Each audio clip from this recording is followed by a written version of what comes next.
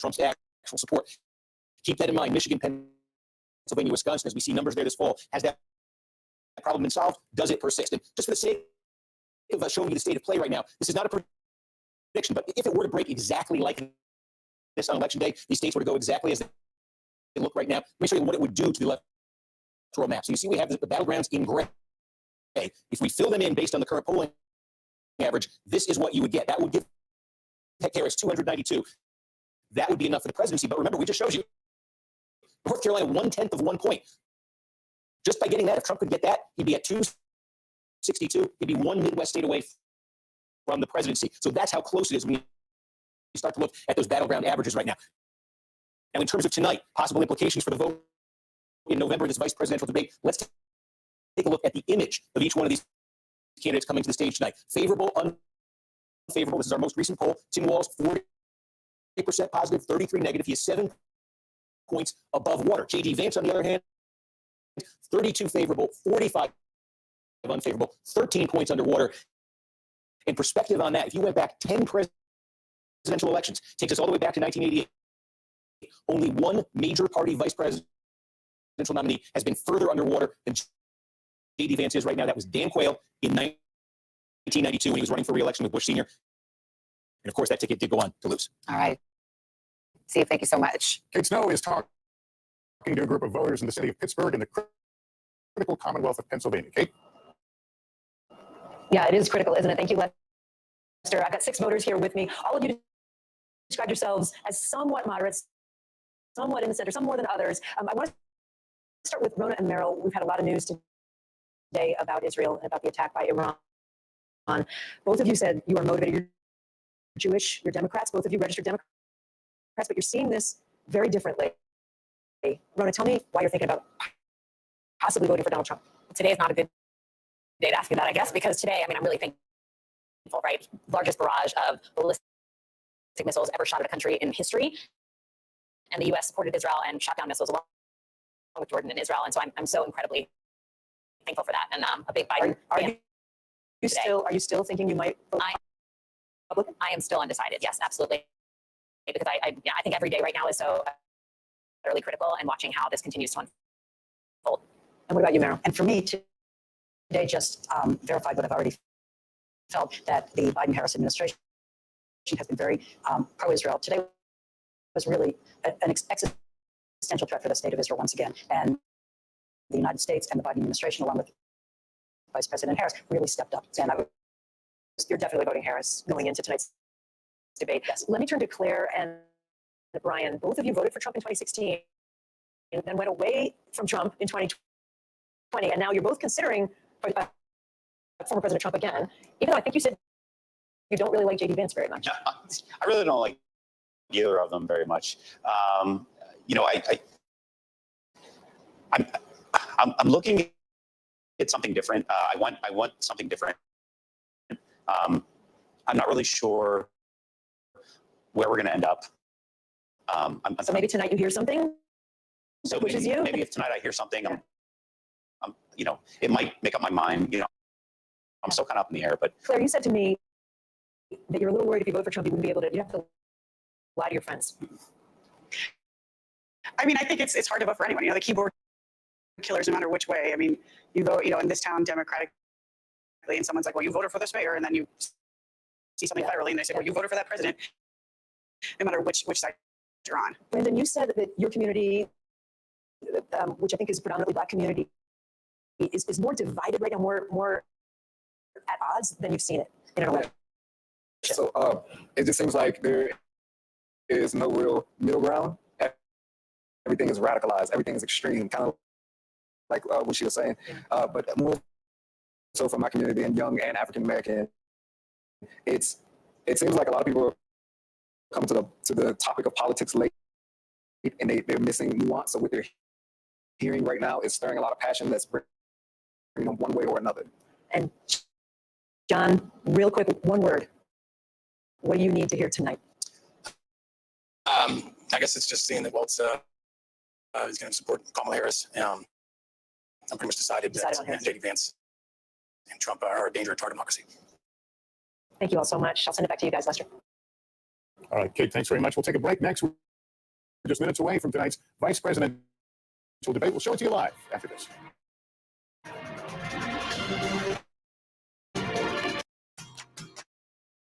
You wear a lot of hats for your small business. But are you a cybersecurity expert? Without online protection, your business could be defenseless against hackers. With Morton Small Business, you get a full suite of cybersecurity tools to keep you safer online.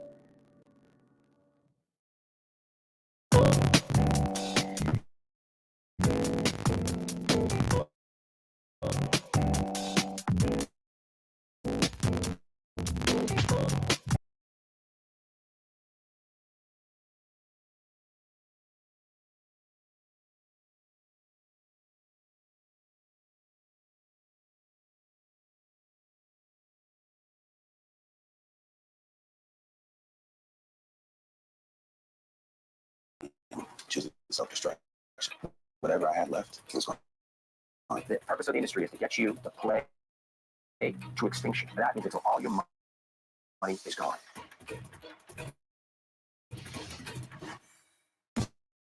When you wake up in the morning, we want to be your go-to. On our places, bright shiny faces. I don't go to work in the morning. I go for coffee with my two good friends, and we talk about the world. Your morning routine just got better. CBS Mornings.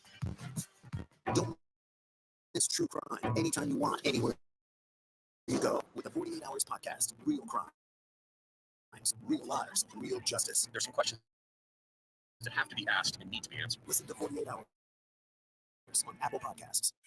An original documentary from CBS Reports. Imagine you're set in Manhattan with no police, no army, no mayor. The people of Haiti stare down poverty, corruption, natural disasters, and violence.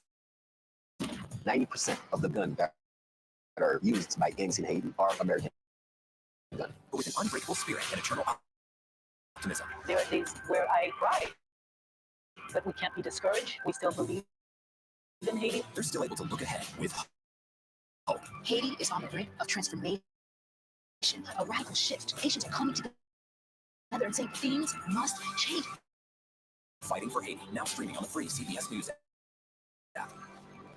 Come on, Julia. Oh, no, I will if you will. You go, gal. It's gonna be a bright, sunshiny day. We'll see you 7 o'clock sharp.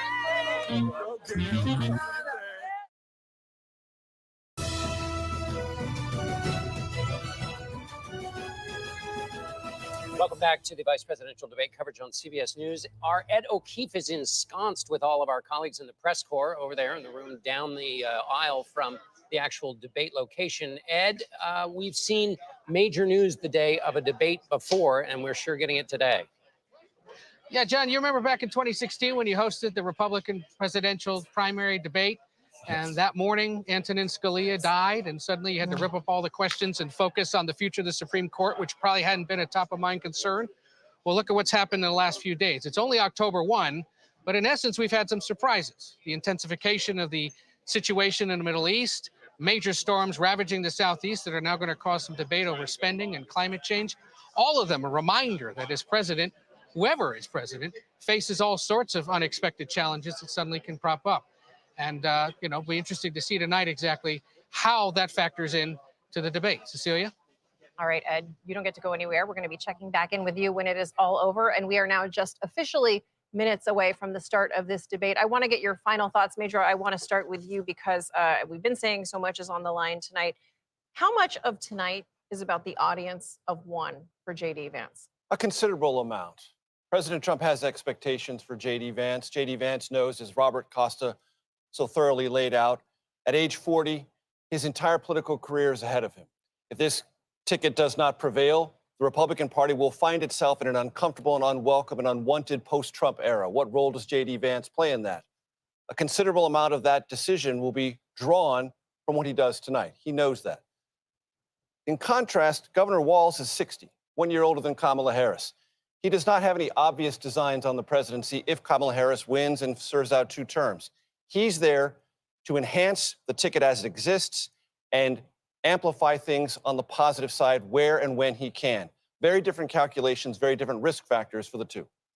And Bob, even if you're Bob Dole, who had a bad night in 1976, he was the nominee 20 years later for the Republican Party. So you can even rescue yourself from a bad night. What are your final thoughts on tonight? Everybody in the press, when we're in the press galleries on the campaign planes, they talk about these vice presidential debates as low impact, but they really are high stakes. Everybody watching tonight knows one of these two men could become president of the United States. The country is going to take a temperature on character, on policy.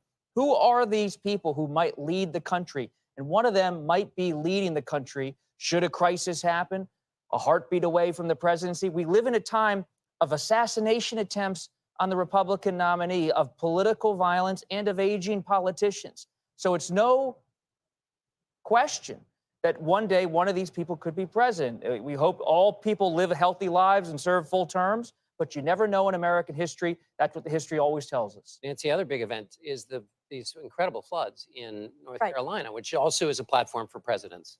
It is, because handling of natural disasters is often a proxy for voters of competence. They look at how you handle something like that and they say this person is capable of handling big, important things. And that's why President Biden tomorrow is heading to North Carolina and South Carolina and Florida and Georgia the next day. And here we see the vice presidential candidates there. Tim Walz standing a lone man behind his lectern. Ed, give us your last thoughts as we watch here as J.D. Vance is off in the wings for the moment. Oh, there he is. It's performance. That seems obvious, but no faux pas. And they're looking for a viral moment. That's what they'll be looking for tonight. No handshake. No handshake. And there you have Governor Walz appears to be taking some notes. J.D. Vance doing the same as our colleagues. And they were shaking hands before the cameras came. That's right. Oh, okay. Well, we have the vice presidential debate coming up in a moment. It will be moderated by our own Nora O'Donnell and Margaret Brennan. Ohio Senator J.D. Vance and Minnesota Governor Tim Walz take the stage. Well, they've taken the stage, so stick with us here and join us also on our streaming channel, CBS News 24/7, for exclusive content you won't see anywhere else. Thank you for joining us.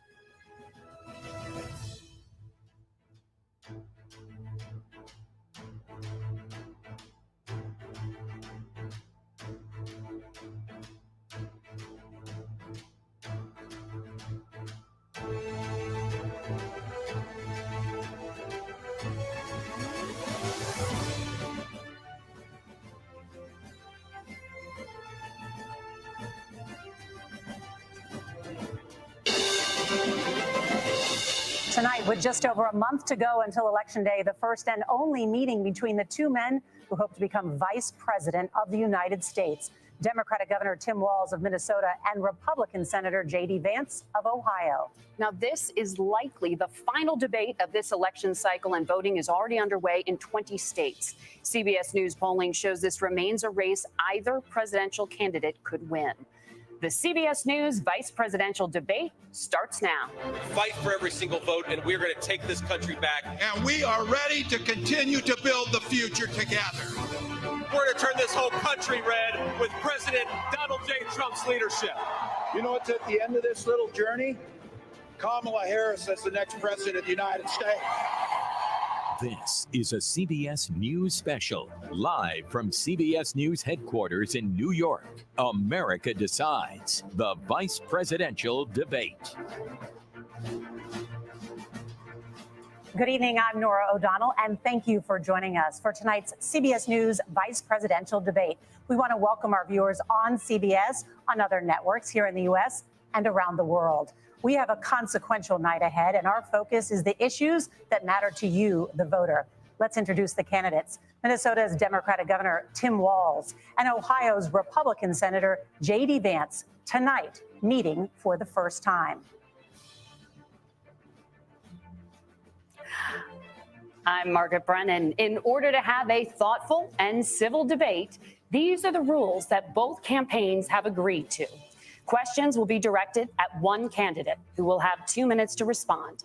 The other candidate will be allowed 2 minutes for rebuttal. Then each candidate will get another minute to make further points, with an additional 1 minute each at the discretion of the moderator. The primary role of the moderators is to facilitate the debate between the candidates, enforce the rules, and provide the candidates with the opportunity to fact-check claims made by each other. CBS News reserves the right to mute the candidates' microphones to maintain decorum. We have not shared the questions or topics with the campaigns. The stage is set. Governor, Senator, thank you for joining us. Let's get started. Tonight, our country is facing several unfolding crises. The Middle East is on the brink of war. Americans are suffering from the catastrophic impact of Hurricane Helene, and now a labor strike as 25,000 dock workers from Maine to Texas are picketing. We're going to begin tonight with the Middle East. Margaret. Thank you, Nora. Earlier today, Iran launched its largest attack yet on Israel, but that attack failed, thanks to joint U.S. and Israeli defensive action. President Biden has deployed more than 40,000 U.S. military personnel and assets to that region over the past year to try to prevent a regional war. Iran is weakened, but the U.S. still considers it the largest state sponsor of terrorism in the world, and it has drastically reduced the time it would take to develop a nuclear weapon. It is down now to 1 or 2 weeks' time. Governor Walz, if you were the final voice in the Situation Room, would you support or oppose a preemptive strike by Israel on Iran? You have 2 minutes. Well, thank you. And thank you for those joining at home tonight. Let's keep in mind where this started. October 7th, Hamas terrorists massacred over 1,400 Israelis and took prisoners.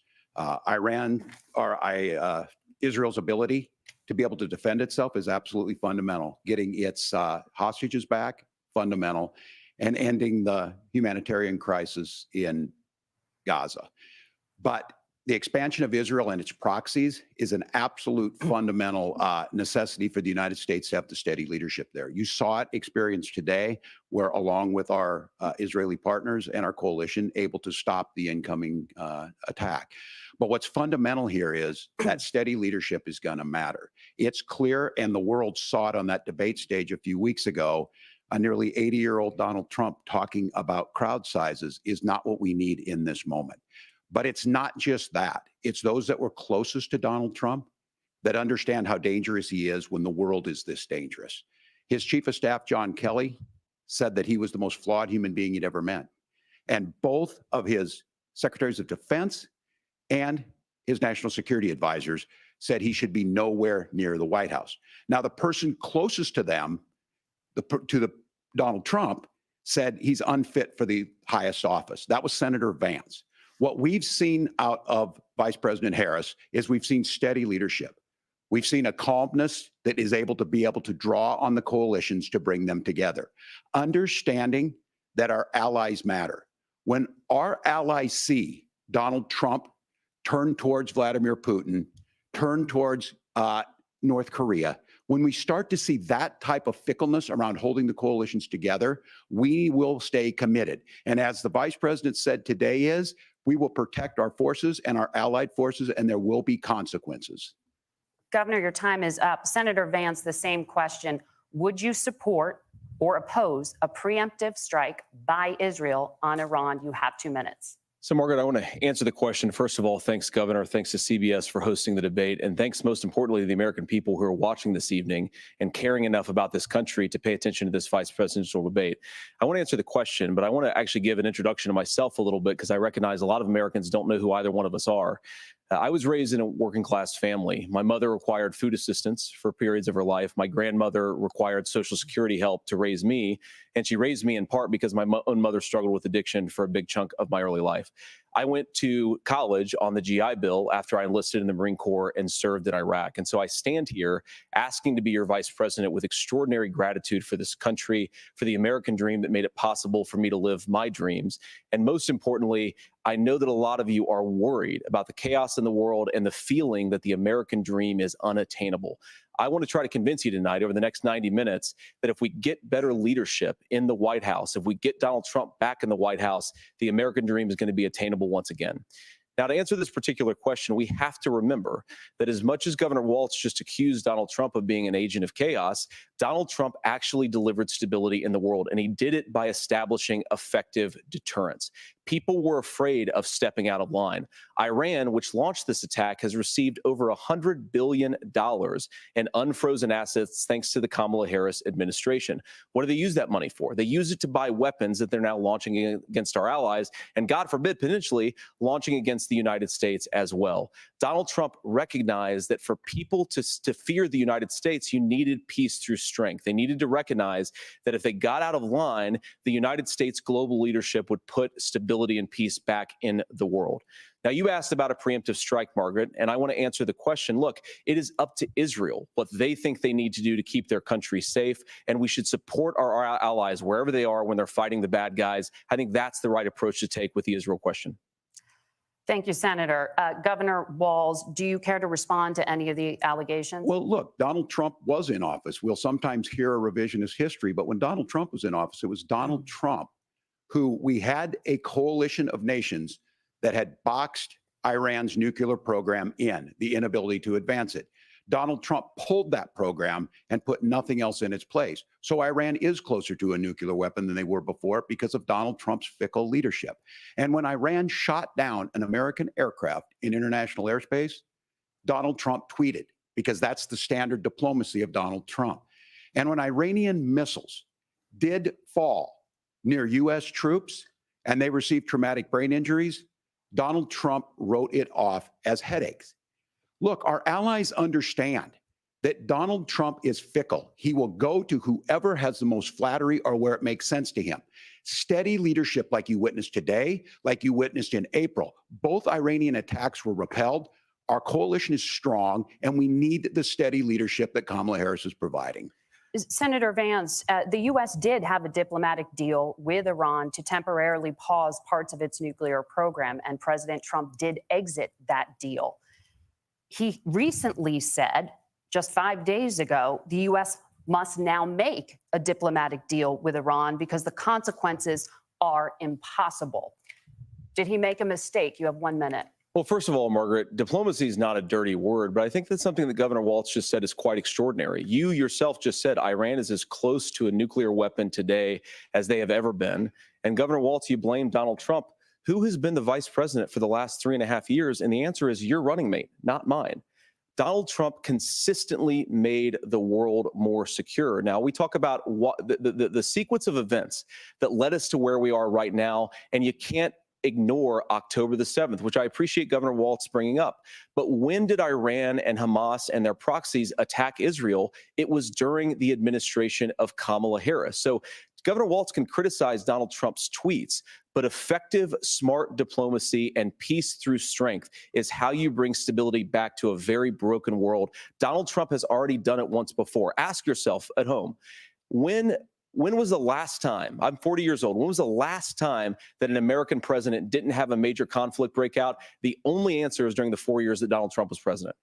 Gentlemen, we have a lot to get to. Nora? Margaret, thank you. Let's turn now to Hurricane Helene. The storm could become one of the deadliest on record. More than 160 people are dead and hundreds more are missing. Scientists say climate change makes these hurricanes larger, stronger, and more deadly because of the historic rainfall. Senator Vance, according to CBS News polling, 7 in 10 Americans and more than 60% of Republicans under the age of 45 favor the U.S. taking steps to try and reduce climate change. Senator, what responsibility would the Trump administration have to try and reduce the impact of climate change? I'll give you 2 minutes. Sure. So first of all, let's start with the hurricane because it's an unbelievable, unspeakable human tragedy. I just saw today actually a photograph of 2 grandparents on a roof with a 6-year-old child, and it was the last photograph ever taken of them because the roof collapsed and those innocent people lost their lives. And I'm sure Governor Walz joins me in saying our hearts go out to those innocent people, our prayers go out to them, and we want as robust and aggressive as a federal response as we can get to save as many lives as possible, and then of course afterwards to help the people in those communities rebuild. I mean, these are communities that I love. Some of them I know very personally in Appalachia, all across the Southeast. They need their government to do their job. And I commit that when Donald Trump is president again, the government will put the citizens of this country first when they suffer from a disaster. Now, Nora, you asked about climate change. I think this is a very important issue. Look, a lot of people are justifiably worried about all these crazy weather patterns. I think it's important for us, first of all, to say, Donald Trump and I support clean air, clean water. We want the environment to be cleaner and safer. But one of the things that I've noticed some of our Democratic friends talking a lot about is a concern about carbon emissions, this idea that carbon emissions drives all of the climate change. Well, let's just say that's true, just for the sake of argument, so we're not arguing about weird science. Let's just say that's true. Well, if you believe that, what would you want to do? The answer is that you'd want to reshore as much American manufacturing as possible, and you'd want to produce as much energy as possible in the United States of America because we're the cleanest economy in the entire world. What have Kamala Harris's policies actually led to? More energy production in China, more manufacturing overseas, more doing business in some of the dirtiest parts of the entire world. And when I say that, I mean the amount of carbon emissions they're doing per unit of economic output. So if we actually care about getting cleaner air and cleaner water, the best thing to do is to double down and invest in American workers and the American people. And unfortunately, Kamala Harris has done exactly the opposite. Governor Walz, you have 2 minutes to respond. Well, we got close to an agreement because all those things are happening. Look, first of all, it is a horrific tragedy with this hurricane. And my heart goes out to the folks that are down there in contact with the governors. I serve as co-chair of the Council of Governors as we work together on these emergency managements. Governors know no partisanship. They work together. So all of the governors and the emergency responders are on the ground. Those happen on the front end. The federal government comes in, makes sure they're there that we recover. But we're still in that phase where we need to make sure that they're staying there, staying focused. Now, look, coming back to the climate change issue, there's no doubt this thing roared onto the scene faster and stronger than anything we've seen. Senator Vance has said that there's a climate problem in the past. Donald Trump called it a hoax and then joked that these things would make more beachfront property to be able to invest in. What we've seen out of the Harris administration now, the Biden-Harris administration, is we've seen this investment. We've seen massive investments, the biggest in global history that we've seen in the Inflation Reduction Act, has created jobs all across the country. 2,000 in Jeffersonville, Ohio, taking the EV technology that we invented and making it here. 200,000 jobs across the country. The largest solar manufacturing plant in North America sits in Minnesota.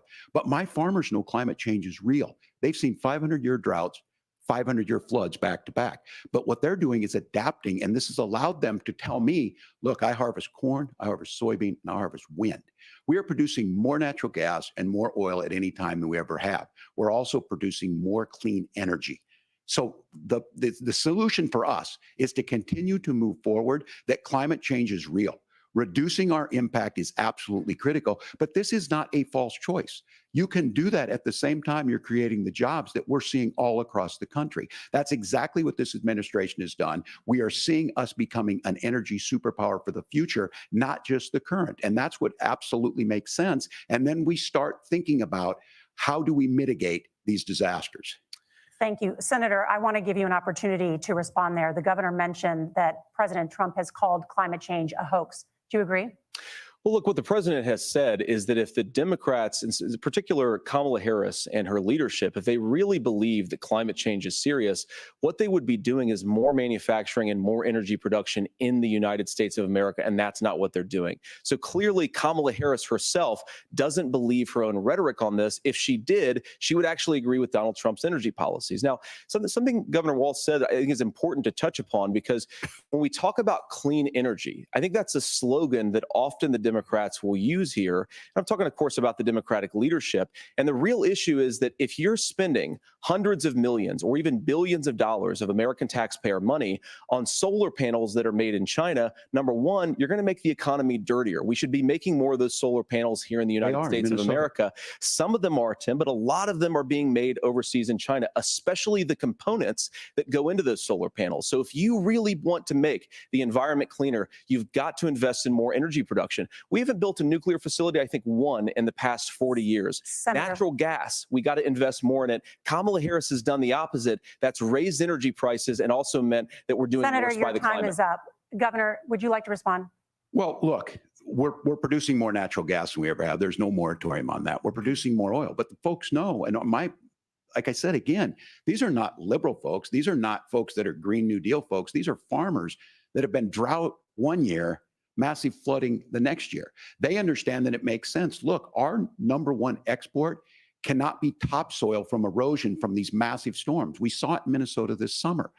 And thinking about how do we respond to that, we're thinking ahead on this. And what Kamala Harris has been able to do in Minnesota, we're starting to weatherproof some of these things. The infrastructure law that was passed allows us to think about mitigation in the future. How do we make sure that we're protecting by burying our power lines? How do we make sure that we're protecting lakefronts and things that we're seeing more and more of? But to call it a hoax and to take the oil company executives to Mar-a-Lago, say, give me money for my campaign and I'll let you do whatever you want. We can be smarter about that. And an all above energy policy is exactly what she's doing, creating those jobs right here. Governor, your time is up. The overwhelming consensus among scientists is that the Earth's climate is warming at an unprecedented rate. Margaret? Thank you, Nora. We're going to turn now to immigration. The crisis at the U.S.-Mexico border consistently ranks as one of the top issues for American voters. Senator Vance, your campaign is pledging to carry out the largest mass deportation plan in American history and to use the U.S. military to do so. Could you be more specific about exactly how this will work?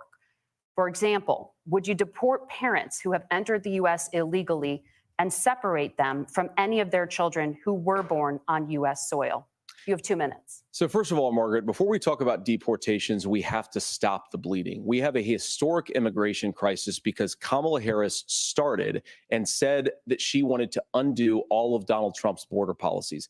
94 executive orders suspending deportations, decriminalizing illegal aliens, massively increasing the asylum fraud that exists in our system. That has opened the floodgates. And what it's meant is that a lot of fentanyl is coming into our country. I had a mother who struggled with opioid addiction and has gotten clean. I don't want people who are struggling with addiction to be deprived of their second chance because Kamala Harris let in fentanyl into our communities at record levels. So you've got to stop the bleeding. You've got to re-implement Donald Trump's border policies, build the wall, re-implement deportations. And that gets me to your point, Margaret, about what do we actually do? So we've got 25 million illegal aliens who are here in the country. What do we do with them? I think the first thing that we do is we start with the criminal migrants. About 1 million of those people have committed some form of crime in addition to crossing the border illegally. I think you start with deportations on those folks. And then I think you make it harder for illegal aliens to undercut the wages of American workers. A lot of people will go home if they can't work for less than minimum wage in our own country. And by the way, that'll be really good for our workers who just want to earn a fair wage for doing a good day's work. And the final point, Margaret, is you ask about family separation. Right now in this country, Margaret, we have 320,000 children that the Department of Homeland Security has effectively lost. Some of them have been sex trafficked. Some of them hopefully are at homes with their families. Some of them have been used as drug trafficking mules. The real family separation policy in this country is unfortunately Kamala Harris's wide open southern border. And I'd ask my fellow Americans to remember, when she came into office, she said she was going to do this. Real leadership would be saying, you know what, I screwed up. We're going to go back to Donald Trump's border policies. I wish that she would do that. It would be good for all of us.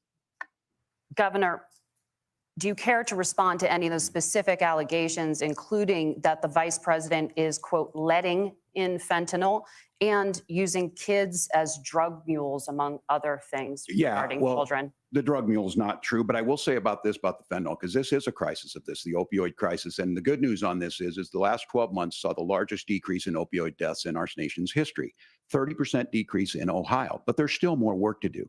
But let's go back to this on immigration. Kamala Harris was the attorney general of the largest state, a border state in California. She's the only person in this race who prosecuted transnational gangs for human trafficking and drug interventions.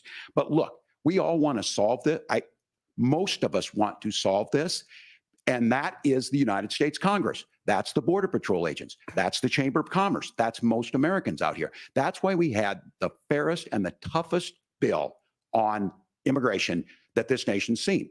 It was crafted by a conservative senator from Oklahoma, James Lankford. I know him. He's super conservative, but he's a man of principle, wants to get it done. Democrats and Republicans worked on this piece of legislation. The Border Patrol said, this is what we need in here. These are the experts. And the Chamber of Commerce and the Wall Street Journal said, pass this thing. Kamala Harris helped get there. 1,500 new border agents, detection for drugs, DOJ money to speed up these the adjudications on this, just what America wants. But as soon as I was getting ready to pass and actually tackle this, Donald Trump said no, told them to vote against it because it gives him a campaign issue. It gives him what would Donald Trump talk about if we actually did some of these things? And they need to be done by the legislature. You can't just do this through the executive branch. So look, we have the options to do this. Donald Trump had 4 years. He had 4 years to do this. And he promised you, America, how easy it would be. I'll build you a big, beautiful wall, and Mexico will pay for it. Less than 2% of that wall got built, and Mexico didn't pay a dime. But here we are again, 9 years after he came down that escalator, dehumanizing people and telling them what he was going to do. As far as the deportation plan, at one point, Senator Vance said it was so unworkable to be laughable. So that's where we're at. Pass the bill, she'll sign it. Governor, your time is up. Senator, the question was, will you separate parents from their children, even if their kids are U.S. citizens? You have 1 minute. Margaret, my point is that we already have massive child separations thanks to Kamala Harris's open border. And I didn't accuse Kamala Harris of inviting drug mules. I said that she enabled the Mexican drug cartels to operate freely in this country. And we know that they use children as drug mules, and it is a disgrace, and it has to stop. Look, I think what Tim said just doesn't pass the smell test. For 3 years, Kamala Harris went out bragging that she was going to undo Donald Trump's border policy. She did exactly that. We had a record number of illegal crossings. We had a record number of fentanyl coming into our country. And now that she's running for president, or a few months before, she says that somehow she got religion and cared a lot about a piece of legislation. The only thing that she did when she became the vice president, when she became the appointed border czar, was to undo 94 Donald Trump executive actions that opened the border. This problem is leading to massive problems in the United States of America. Parents who can't afford health care, schools that are overwhelmed. It's got to stop, and it will when Donald Trump is president again. Senator, your time is up. Governor, what about our CBS News polling, which does show that a majority of Americans, more than 50%, support mass deportations? Look, we fix this issue with a bill that is necessary. But the issue on this is what happens when you don't want to solve it. You demonize it. And we saw this. And Senator Vance, and it surprises me on this, talking about and saying, I will create stories to bring attention to this. That vilified a large number of people who were here legally in the community of Springfield. The Republican governor said, it's not true. Don't do it. There's consequences for this. There's consequences. We could come together. Senator Lankford did it. We could come together and solve this if we didn't let Donald Trump continue to make it an issue. And the consequences in Springfield were the governor had to send state law enforcement to escort kindergartners to school. I believe Senator Vance wants to solve this, but by standing with Donald Trump and not working together to find a solution, it becomes a talking point. And when it becomes a talking point like this, we dehumanize and villainize other human beings.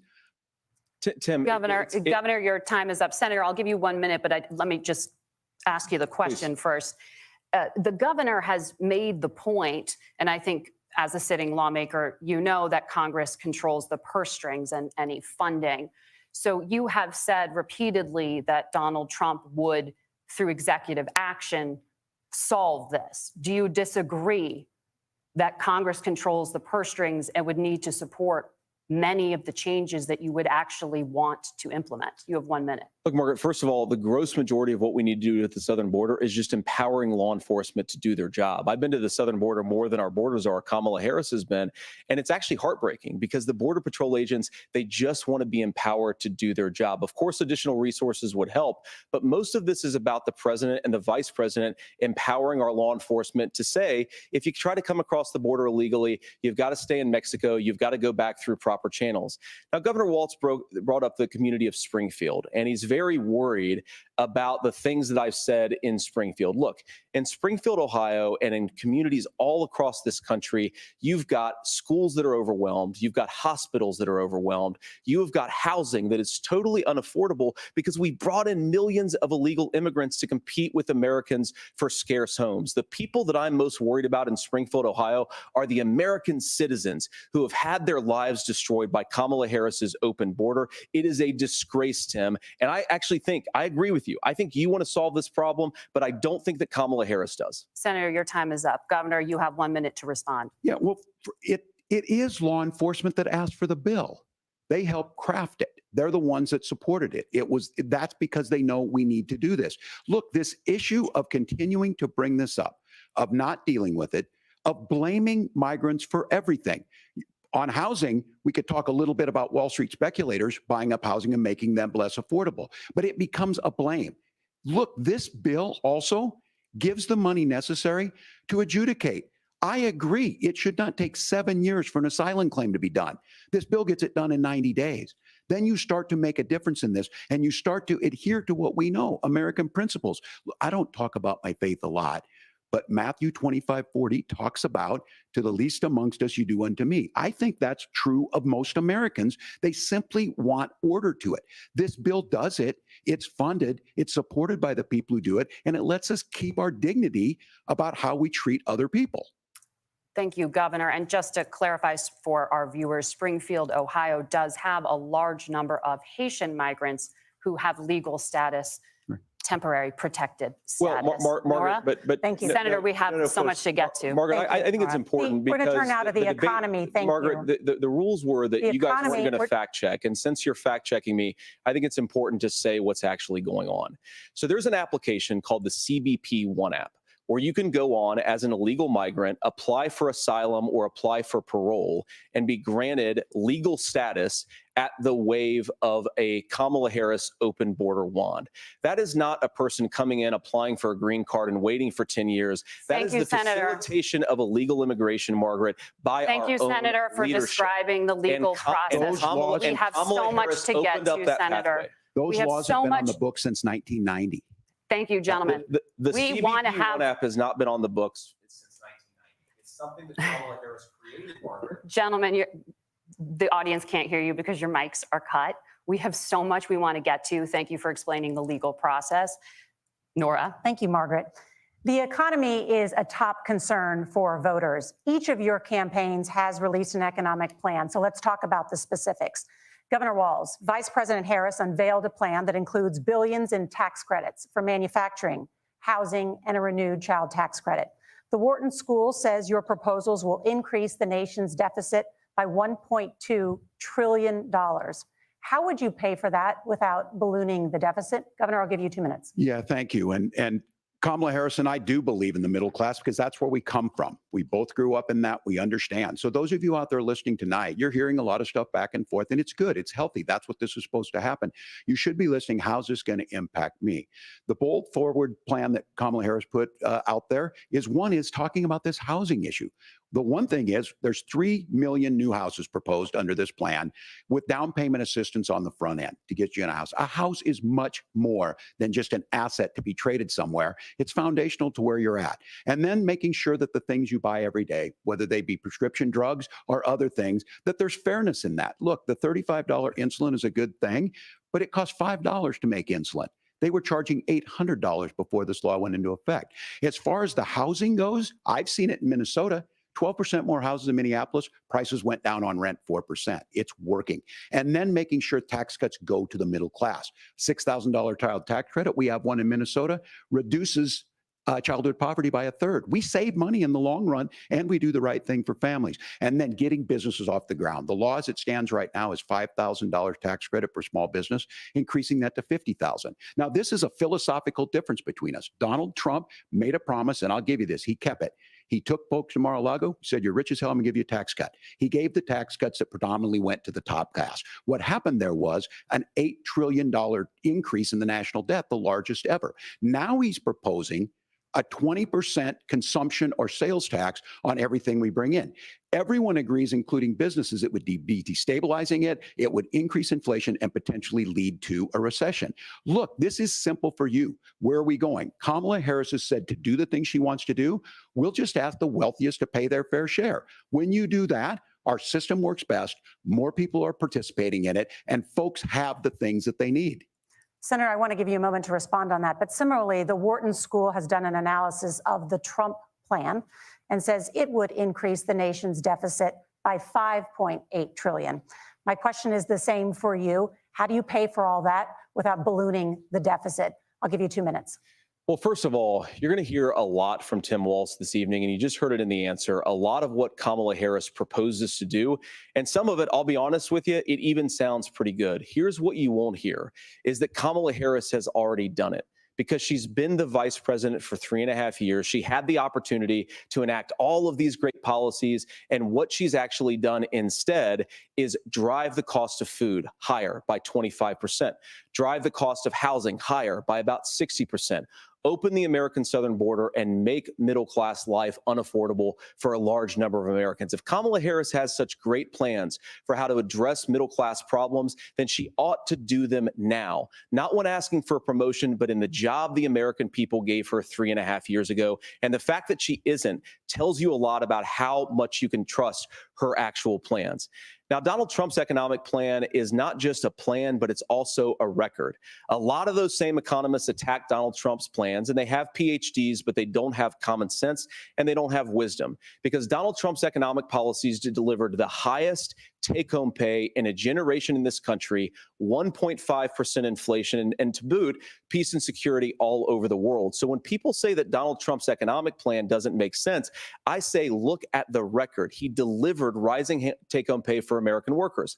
Now, Tim admirably admits that they want to undo the Trump tax cuts. But if you look at what was so different about Donald Trump's tax cuts, even from previous Republican tax cut plans, is that a lot of those resources went to giving more take-home pay to middle class and working class Americans. It was passed in 2017, and you saw an American economic boom unlike we've seen in a generation in this country. That is a record that I'm proud to run on, and we're going to get back to that common sense wisdom so that you can afford to live the American dream again. I know a lot of you are struggling. I know a lot of you are worried about paying the bills. It's going to stop when Donald Trump brings back common sense to this country. Governor, do you want to respond to that? What has Kamala Harris done for the middle class? Yeah, well, Kamala Harris's day one was Donald Trump's failure on COVID that led to the collapse of our economy. We were already before COVID in a manufacturing recession, but 10 million people out of work, largest percentage since the Great Depression. 9 million jobs closed on that. That was day one, whether it was the Infrastructure Act or other things we moved. Now, you made a question about experts, said this. I've made a note of this. Economists can't be trusted. Science can't be trusted. National security folks can't be trusted. Look, if you're going to be president, you don't have all the answers. Donald Trump believes he does. My pro tip of the day is this. If you need heart surgery, listen to the people at the Mayo Clinic in Rochester, Minnesota, not Donald Trump. And the same thing goes with this. And I ask you out there, teachers, nurses, truck drivers, whatever. How is it fair that you're paying your taxes every year and Donald Trump hasn't paid any federal tax in the last 15 years and the last year as president? That's what's wrong with the system. There's a way around it, and he's bragged about that. We're just asking for fairness in it, and that's all you want. You have a minute. Governor, you say trust the experts. But those same experts for 40 years said that if we shipped our manufacturing base off to China, we'd get cheaper goods. They lied about that. They said if we shipped our industrial base off to other countries, to Mexico and elsewhere, it would make the middle class stronger. They were wrong about that. They were wrong about the idea that if we made America less self-reliant, less productive in our own nation, that it would somehow make us better off, and they were wrong about it. And for the first time in a generation, Donald Trump had the wisdom and the courage to say to that bipartisan consensus, we're not doing it anymore. We're bringing American manufacturing back. We're unleashing American energy. We're going to make more of our own stuff. And this isn't just an economic issue. And I've got 3 beautiful little kids at home, 7, 4, and 2, and I love them very much, and I hope they're in bed right now.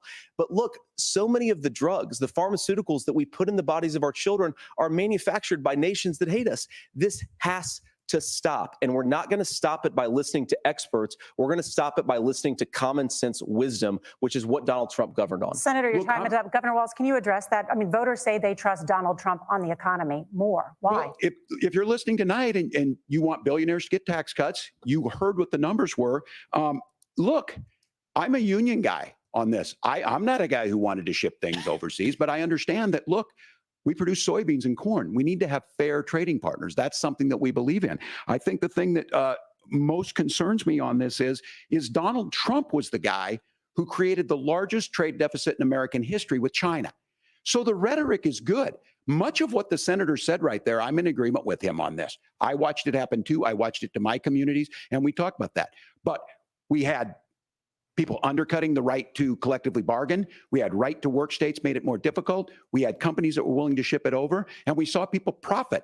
Folks that are venture capital in some cases, putting money into companies that were overseas. We're in agreement that we bring those home. The issue is Donald Trump is talking about it. Kamala Harris has a record, 250,000 more manufacturing jobs just out of the IRA. May I respond to that? Yes. So appreciate that. So if you notice, what Governor Walz just did is he said, first of all, Donald Trump has to listen to the experts. And then when he acknowledged that the experts screwed up, he said, well, Donald Trump didn't do nearly as good of a job as the statistics that's a show gross that generalization. he did. So what Tim Walz is doing, and I honestly, Tim, I think you got a tough job here, because you've got to play whack-a-mole. You've got to pretend that Donald Trump didn't deliver rising take-home pay, which of course he did. You've got to pretend that Donald Trump didn't deliver lower inflation, which of course he did. And then you simultaneously got to defend Kamala Harris's atrocious economic record, which has made gas, groceries, and housing unaffordable for American citizens. I was raised by a woman who would sometimes go into medical debt so that she could put food on the table in our household. I know what it's like to not be able to afford the things that you need to afford. We can do so much better. To all of you watching, we can get back to an America that's affordable again. We just got to get back to common sense economic principles. I hope we have a conversation on healthcare then. Senator, Governor. Please. Thank you. Margaret? We have a lot to get to ahead, gentlemen, on many topics. But right now, I want to talk about personal qualifications. The vice president is often the last voice the president hears before making consequential decisions.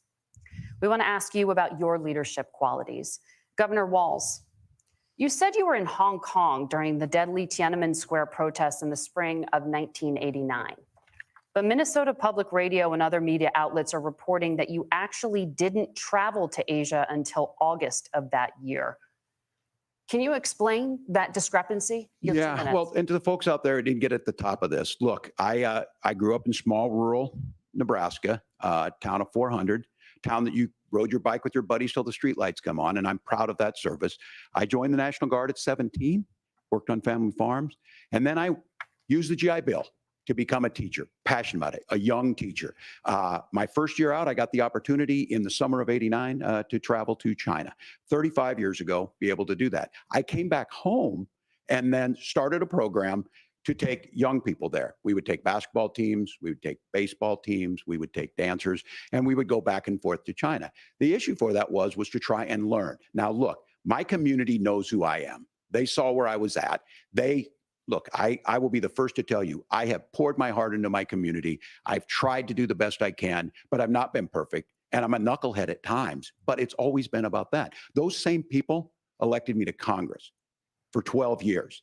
And in Congress, I was one of the most bipartisan people, working on things like farm bills that we got done, working on veterans benefits. And then the people of Minnesota were able to elect me to governor twice. So look, my commitment has been from the beginning to make sure that I'm there for the people, to make sure that I get this right. I will say more than anything, many times I will talk a lot. I will get caught up in the rhetoric. But being there, the impact it made, the difference it made in my life, I learned a lot about China. I hear the critiques of this. I would make the case that Donald Trump should have come on one of those trips with us. I guarantee you he wouldn't be praising Xi Jinping about COVID.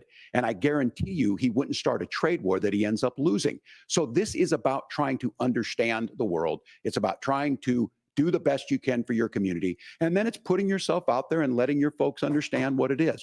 My commitment, whether it be through teaching, which I was good at, or whether it was being a good soldier or was being a good member of Congress, those are the things that I think are the values that people care about. Governor, just to follow up on that, the question was, can you explain the discrepancy? All I said on this was I got there that summer and misspoke on this. So I will just, that's what I've said. So I was in Hong Kong and China during the democracy protests went in. And from that, I learned a lot of what needed to be in governance. Thank you, Governor. Senator Vance, in 2016, you called your running mate, Donald Trump, unfit for the nation's highest office, and you said he could be America's Hitler. I know you've been asked many times, and you've said you regret those comments and explained you then voted for Donald Trump in 2020. But the Washington Post reported new messages last week in which you also disparaged Trump's economic record while he was president, writing to someone in 2020, quote, Trump thoroughly failed to deliver his economic populism. You're now his running mate, and you've shifted many of your policy stances to align with his. If you become vice president, why should Americans trust that you will give Donald Trump the advice he needs to hear and not just the advice he wants to hear? You have 2 minutes. Well, first of all, Margaret, because I've always been open. And sometimes, of course, I've disagreed with the president, but I've also been extremely open about the fact that I was wrong about Donald Trump. I was wrong, first of all, because I believed some of the media stories that turned out to be dishonest fabrications of his record. But most importantly, Donald Trump delivered for the American people. Rising wages, rising take-home pay, an economy that worked for normal Americans, a secure southern border, a lot of things, frankly, that I didn't think he'd be able to deliver on. And yeah, when you screw up, when you misspeak, when you get something wrong and you change your mind, you ought to be honest with the American people about it. It's one of the reasons, Margaret, why I've done so many interviews is because I think it's important to actually explain to the American people where I come down on the issues and what changed. Now, you pointed out the messages from 2020. Margaret, I've been extremely consistent that I think there were a lot of things that we could have done better in the Trump administration the first round if Congress was doing its job. I strongly believe, and I've been a United States senator, that Congress is not just a high-class debating society. It's not just a forum for senators and congressmen to whine about problems. It's a forum to govern. So there were a lot of things on the border, on tariffs, for example, where I think that we could have done so much more if the Republican Congress and the Democrats in Congress had been a little bit better about how they govern the country. They were so obsessed with impeaching Donald Trump, they couldn't actually govern. And I want to talk about this tariff issue in particular, Margaret, because Tim just accused this of being a national sales tax. Look, the one thing, and you're probably surprised to hear me praising Joe Biden, but the one thing that Joe Biden did is he continued some of the Trump tariffs that protected American manufacturing jobs. And it's the one issue, the most pro-worker part of the Biden administration, it's the one issue where Kamala Harris has run away from Joe Biden's record. Think about this. If you're trying to employ slave laborers in China at $3 a day, you're going to do that and undercut the wages of American workers unless our country stands up for itself and says you're not accessing our markets unless you're paying middle-class Americans a fair wage. Senator, your time is up. Nora? Thank you. Now to the issue of reproductive rights. Governor Walz, after Roe versus Wade was overturned, you signed a bill into law that made Minnesota one of the least restrictive states in the nation when it comes to abortion. Former President Trump said in the last debate that you believe abortion, quote, in the 9th month is absolutely fine. Yes or no? Is that what you support? I'll give you 2 minutes. That's not what the bill says, but look, this issue is what's on everyone's mind. Donald Trump put this all into motion. He brags about how great it was that he put the judges in and overturned Roe versus Wade, 52 years of personal autonomy. And then he tells us, oh, we send it to the states. It's a beautiful thing. Amanda Zaworski would disagree with you on it's a beautiful thing. A young bride in Texas waiting for their child at 18 weeks. She has a complication, a tear in the membrane. She needs to go in. The medical care at that point needs to be decided by the doctor. And that would have been an abortion. But in Texas, that would have put them in legal jeopardy. She went home, got sepsis, nearly dies, and now she may have difficulty having children. Or in Kentucky, Hadley Duval, a 12-year-old child raped and impregnated by her stepfather. Those are horrific. Now, when God asked about that, Senator Vance said 2 wrongs don't make a right. There is no right in this. So in Minnesota, what we did was restore Roe versus Wade. We made sure that we put women in charge of their health care. But look, this is not where, if you don't know Amanda or a Hadley, you soon will. Their Project 2025 is going to have a registry of pregnancies. It's going to make it more difficult, if not impossible, to get contraception and limit access, if not eliminate access to infertility treatments. For so many of you out there listening, me included, infertility treatments are why I have a child. That's nobody else's business, but those things are being proposed. And the catch-all on this is, well, the states will decide what's right for Texas might not be right for Washington. That's not how this works. This is basic human right. We have seen maternal mortality skyrocket in Texas, outpacing many other countries in the world. This is about healthcare. In Minnesota, we are ranked first in healthcare for a reason. We trust women, we trust doctors. Senator, do you want to respond to the governor's claim? Will you create a federal pregnancy monitoring agency? No, Nora, certainly we won't. And I want to talk about this issue because I know a lot of Americans care about it, and I know a lot of Americans don't agree with everything that I've ever said on this topic. And, you know, I grew up in a working class family in a neighborhood where I knew a lot of young women who had unplanned pregnancies and decided to terminate those pregnancies because they feel like they didn't have any other options. And, you know, one of them is actually very dear to me. And I know she's watching tonight, and I love you. And she told me something a couple years ago that she felt like if she hadn't had that abortion, that it would have destroyed her life because she was in an abusive relationship. And I think that what I take from that as a Republican who proudly wants to protect innocent life in this country, who proudly wants to protect the vulnerable, is that my party, we've got to do so much better of a job at earning the American people's trust back on this issue where they frankly just don't trust us. And I think that's one of the things that Donald Trump and I are endeavoring to do.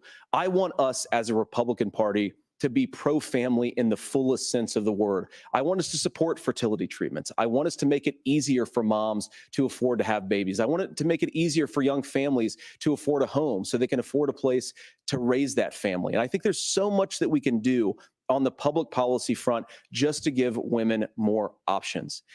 Now, of course, Donald Trump has been very clear that on the abortion policy specifically, that we have a big country and it's diverse. And California has a different viewpoint on this than Georgia. Georgia has a different viewpoint from Arizona. And the proper way to handle this, as messy as democracy sometimes is to let voters make these decisions, let the individual states make their abortion policy. And I think that's what makes the most sense in a very big, a very diverse, and let's be honest, sometimes a very, very messy and divided country.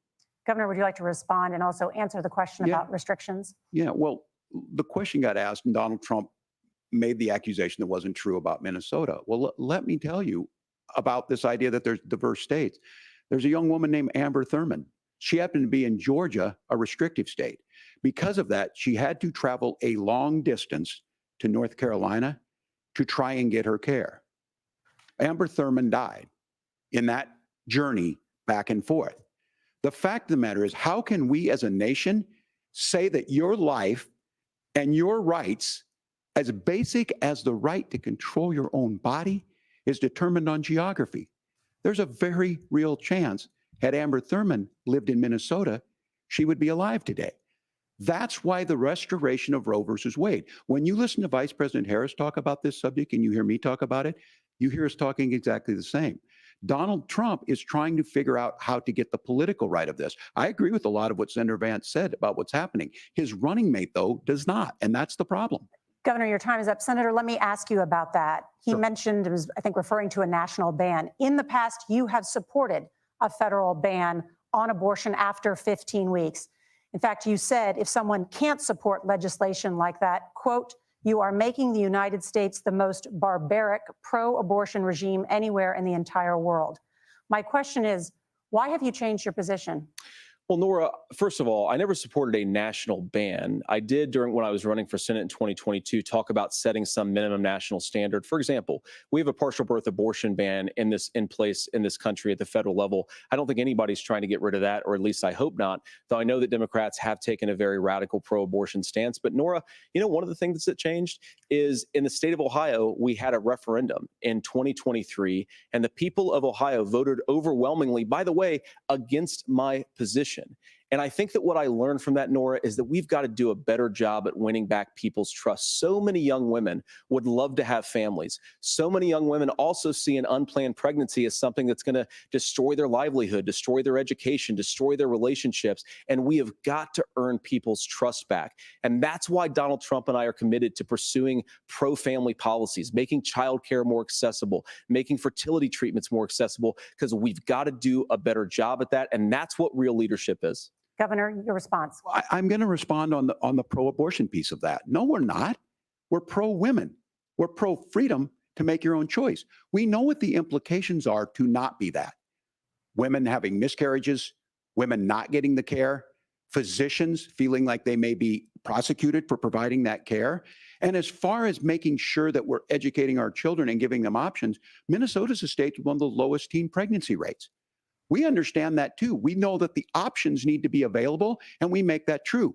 We also make it, we're a top 3 state for the best place to raise children.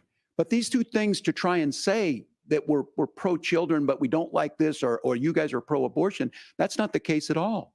We are pro-freedoms for women to make their choices, and we're going, and Kamala Harris is making the case, to make options for children more affordable, a $6,000 child tax credit, but we're not going to base that on the backs of making someone like Amber Thurman drive 600 miles to try and get health care. Senator. May I respond to that? First of all, Governor, I agree with you. Amber Thurman should still be alive, and there are a lot of people who should still be alive, and I certainly wish that she was.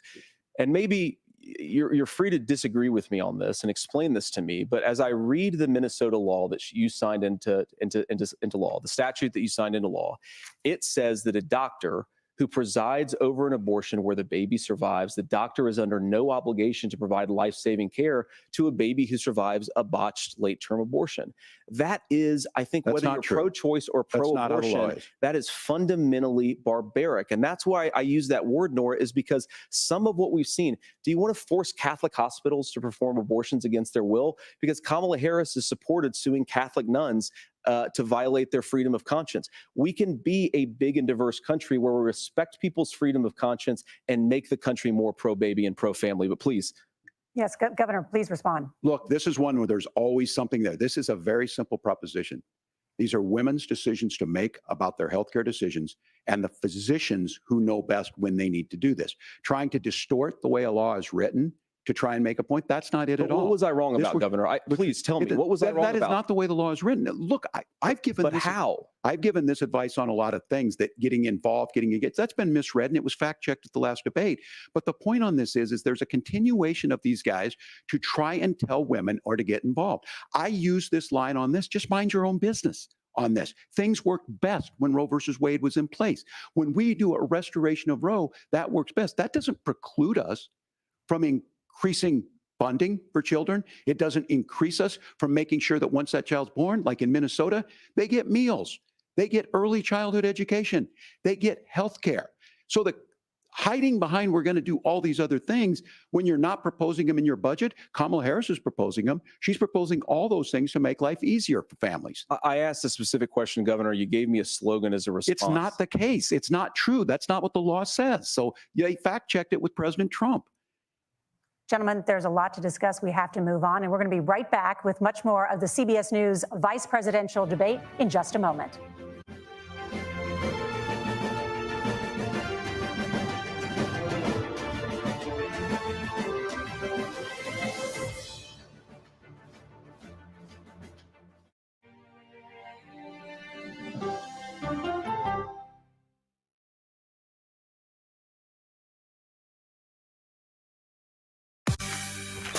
On our places, bright, shiny faces. When you wake up in the morning, we want to be your go-to team. Nate has.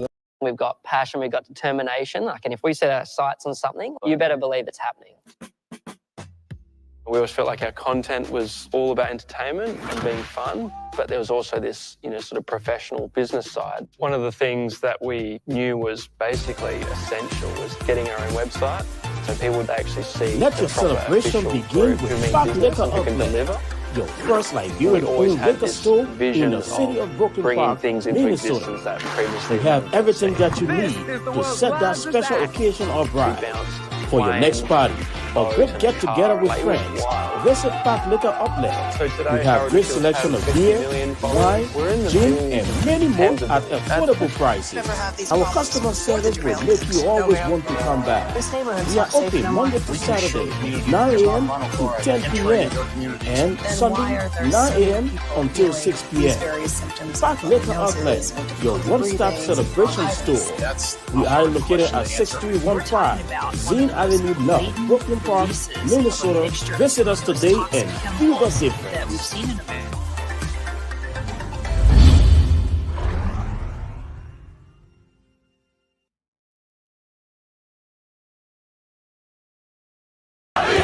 When the issues of Liberia hit the news, what is it that we, the Liberian people, want? The Liberian communities in the diasporas are not left out.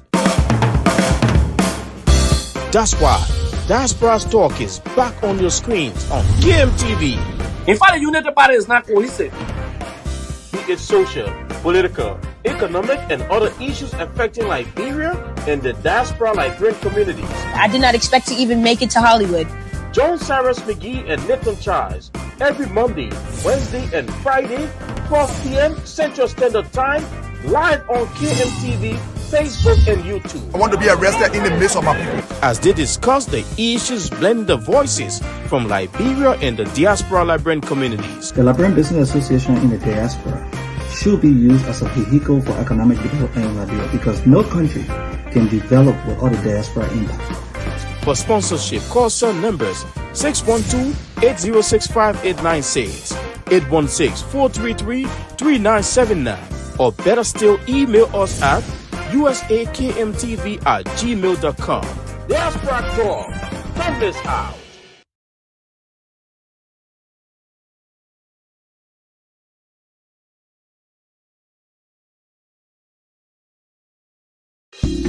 Hi, my name is Dr. Kent. Welcome to Brooklyn Chiropractic.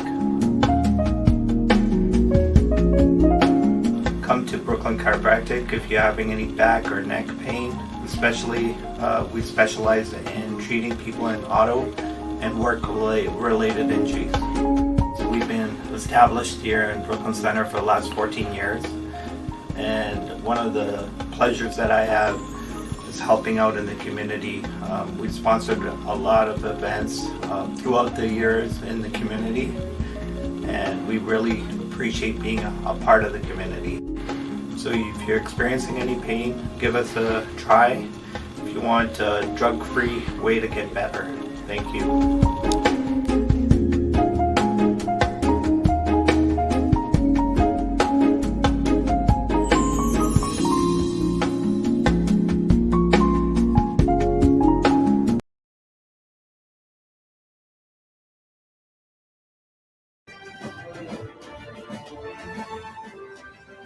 Welcome back to the CBS News Vice Presidential Debate. We want to turn now to America's gun violence epidemic. The leading cause of death for children and teens in America is by firearms. Senator Vance, you oppose most gun legislation that Democrats claim would curb gun violence. You oppose red flag gun laws and legislation to ban certain semi-automatic rifles, including AR-15s. So let me ask you, earlier this year, for the first time, the parents of a school shooter were convicted of involuntary manslaughter and sentenced to 10 years in prison.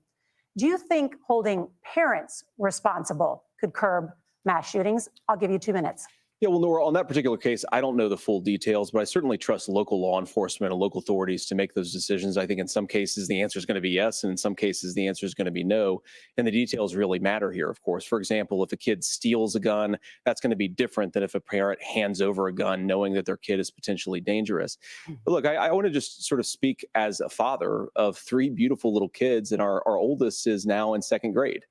And like a lot of parents, we send our kids to school with such hope and such joy and such pride at their little faces on the first day of school. And we know, unfortunately, that a lot of kids are going to experience this terrible epidemic of gun violence. And of course, our hearts go out to the families that are affected by this terrible stuff. And we do have to do better. And I think that Governor Walz and I actually probably agree that we need to do better on this. The question is just, how do we actually do it? Now, here's something that really bothers me and worries me about this epidemic of violence. The gross majority, close to 90% in some of the statistics I've seen, of the gun violence in this country is committed with illegally obtained firearms. And while we're on that topic, we know that thanks to Kamala Harris's open border, we've seen a massive influx in the number of illegal guns run by the Mexican drug cartels. So that number, the amount of illegal guns in our country is higher today than it was 3.5 years ago.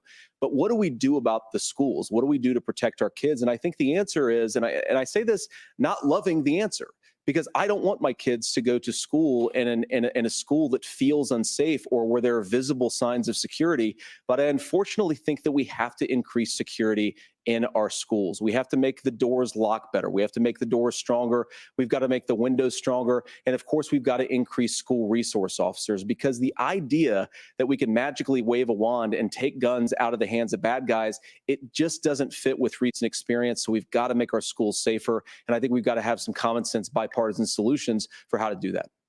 Governor, you have 2 minutes. Well, I think all the parents watching tonight, this is just your biggest nightmare. Look, I got a 17-year-old, and he witnessed a shooting at a community center playing volleyball. Those things don't leave you. As a member of Congress, I sat in my office surrounded by dozens of the Sandy Hook parents, and they were looking at my 7-year-old picture on the wall. Their 7-year-old were dead, and they were asking us to do something. And look, I'm a hunter. I own firearms. The vice president is. We understand that the Second Amendment is there, but our first responsibility is to our kids to figure this out. In Minnesota, we've enacted enhanced red flag laws, enhanced background checks, and we can start to get data. But here's the problem. If we really want to solve this, we've got folks that won't allow research to be even done on gun violence. And this idea that we should just live with it, and here's what I do think, that this is a good start to the conversation. I 100% believe that Senator Vance hates it when these kids, it's abhorrent and it breaks your heart. I agree with that. But that's not far enough when we know there are things that work. I've spent time in Finland and seen some Finnish schools. They don't have this happen, even though they have a high gun ownership rate in the country. There are reasonable things that we can do to make a difference. It's not infringing on your Second Amendment. And the idea to have some of these weapons out there, it just doesn't make any sense. Kamala Harris, as an attorney general, worked on this issue. She knows that it's there. No one's trying to scaremonger and say we're taking your guns, but I ask all of you out there, do you want your schools hardened to look like a fort? Is that what we have to go? When we know there's countries around the world that their children aren't practicing these types of drills. They're being kids. We owe it to them to get a fix. These are things that shouldn't be that difficult. You can still keep your firearms and we can make a difference. We have to. If you're listening tonight, this breaks your heart. Senator. Tim, first of all, I didn't know that your 17-year-old witnessed a shooting. I'm sorry about that, and I hope that he's doing okay. Christ have mercy. It is awful. And I appreciate what Tim said actually about Finland, because I do think it illustrates some of the frankly weird differences between our own country's gun violence problem and Finland. Is okay, first of all, we have way higher rates of mental health abuse or mental health substance abuse. We have way higher rates of depression, way higher rates of anxiety. We unfortunately have a mental health crisis in this country that I really do think that we need to get to the root causes of, because I don't think it's the whole reason why we have such a bad gun violence problem, but I do think it's a big piece of it. Another driver of the gun violence epidemic, especially that affecting our kids, it doesn't earn as many headlines, but is the terrible gun violence problem in a lot of our big cities. And this is why we have to empower law enforcement to arrest the bad guys, put them away, and take gun offenders off the streets. I think there's a whole host of things that we can do here, but I do think at our schools, we've got to talk about more security. Senator, thank you. Governor, you previously opposed an assault weapons ban, but only later in your political career did you change your position. Why? Yeah, I sat in that office with those Sandy Hook parents. I've become friends with school shooters. I've seen it. Look, the NRA, I was the NRA guy for a long time. They used to teach gun safety. I'm of an age where my shotgun was in my car so I could pheasant hunt after football practice. That's not where we live today. And several things I want to mention on this is talking about cities and where it's at. The number one where the most firearm deaths happen in Minnesota are rural suicides. And we have an epidemic of children getting guns and shooting themselves. And so we have, and we should look at all of the issues, making sure folks have health care and all that, but I want to be very careful. This idea of stigmatizing mental health, just because you have a mental health issue doesn't mean you're violent. And I think what we end up doing is we start looking for a scapegoat. Sometimes it just is the guns. It's just the guns, and there are things that you can do about it. But I do think that this is one, and I think this is a healthy conversation. I think there's a capacity to find solutions on this that work, protect Second Amendment, protect our children. That's our priority. Gentlemen, thank you. Margaret? Thank you, Nora. Let's turn now to the top contributor to inflation, the high cost of housing and rent. There's a shortage of more than 4 million homes in the United States, and that contributes to the high housing prices. Governor Walz, the Harris campaign promises a $25,000 down payment assistance for first-time home buyers and a $10,000 tax credit.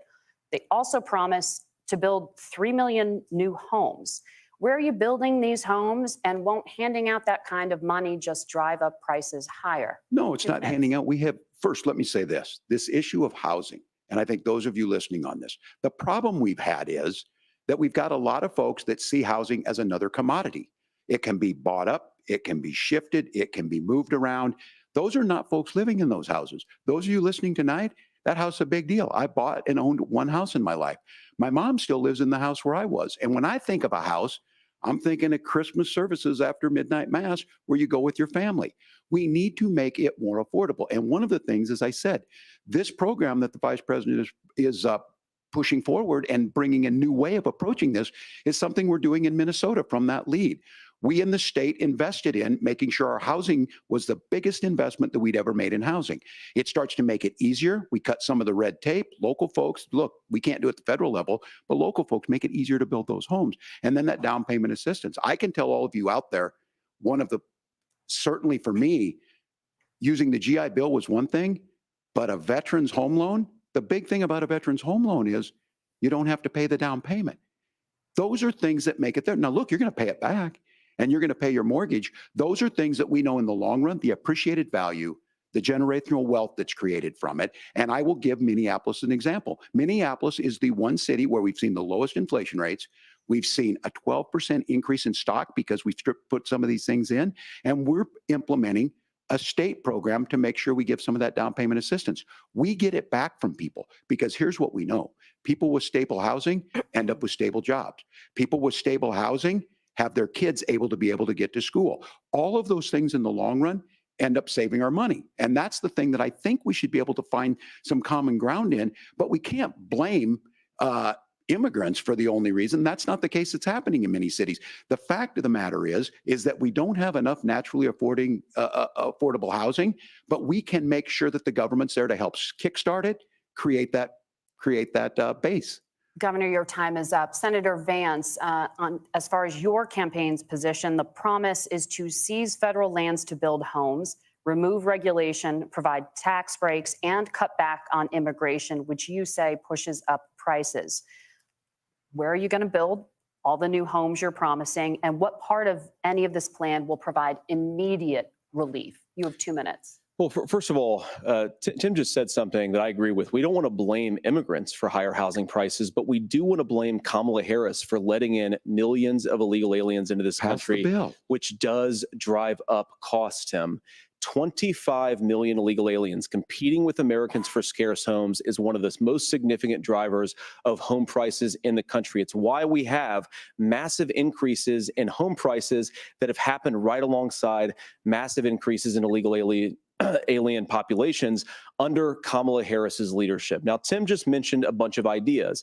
Now, some of those ideas I actually think are halfway decent, and some of them I disagree with. But the most important thing here is Kamala Harris is not running as a newcomer to politics. She is the sitting vice president. If she wants to enact all of these policies to make housing more affordable, I invite her to use the office that the American people already gave her, not sit around and campaign and do nothing while Americans find the American dream of homeownership completely unaffordable. Now, you asked, Margaret, what would immediately change the equation for American citizens if you lower energy prices? As Donald Trump says, drill, baby, drill. One of the biggest drivers of housing costs, aside from illegal immigration, is, think about it. If a truck driver's paying 40% more for diesel, then the lumber he's delivering to the job site to build the house is also going to become a lot more expensive. If we open up American energy, you will get immediate pricing relief for American citizens, not, by the way, just in housing, but in a whole host of other economic goods too. Senator Vance, you still have 23 seconds there. Do you want to answer? Can I have it? Where, yeah, Governor, we will get to you in a moment. But Senator, where are you going to seize the federal lands? Can you clarify? Well, what Donald Trump has said is we have a lot of federal lands that aren't being used for anything. They're not being used for national park. They're not being used, and they could be places where we build a lot of housing. And I do think that we should be opening up building in this country. We have a lot of land that could be used. We have a lot of Americans that need homes. We should be kicking out illegal immigrants who are competing for those homes, and we should be building more homes for the American citizens who deserve to be here. Senator, your time is up. Governor, I do want to let you respond to the allegation that the vice president is letting in. Well, of course, that's not true. And again, you have the facts. I guess we agreed not to fact check. I'll check it. That, look, crossings are down compared to when Donald Trump left office. But it's, again, blaming and not trying to find the solution. I was going to ask, though, on this question, are we going to drill and build houses in the same federal land? And I think when people hear federal lands, these are really important pieces of land. Now, Minnesota doesn't have a lot of federal lands. I know in the western part of the countries we do. There's not a lot of federal lands in and around Minneapolis, for example. So the issue is I don't understand the federal lands issue unless we see this, and I worry about this as someone who cares deeply about our national parks and our federal lands. Look, Minnesota, we protect these things. We've got about 20% of the world's fresh water. These lands protect. They're there for a reason. They belong to all of us. But again, this is when you view housing and you view these things as commodities.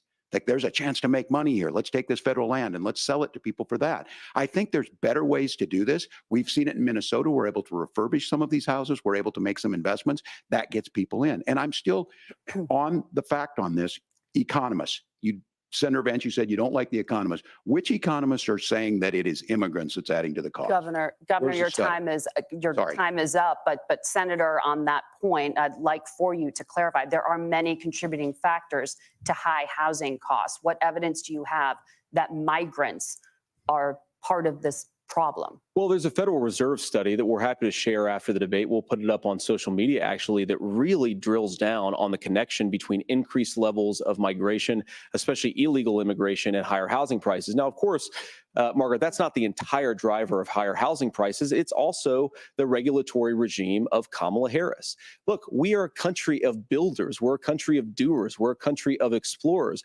But we increasingly have a federal administration that makes it harder to develop our resources, makes it harder to build things, and wants to throw people in jail for not doing everything exactly as Kamala Harris says they have to do. And what that means is that you have a lot of people who would love to build homes who aren't able to build homes. I actually agree with Tim Walz. We should get out of this idea of housing as a commodity. But the thing that has most turned housing into a commodity is giving it away to millions upon millions of people who have no legal right to be here.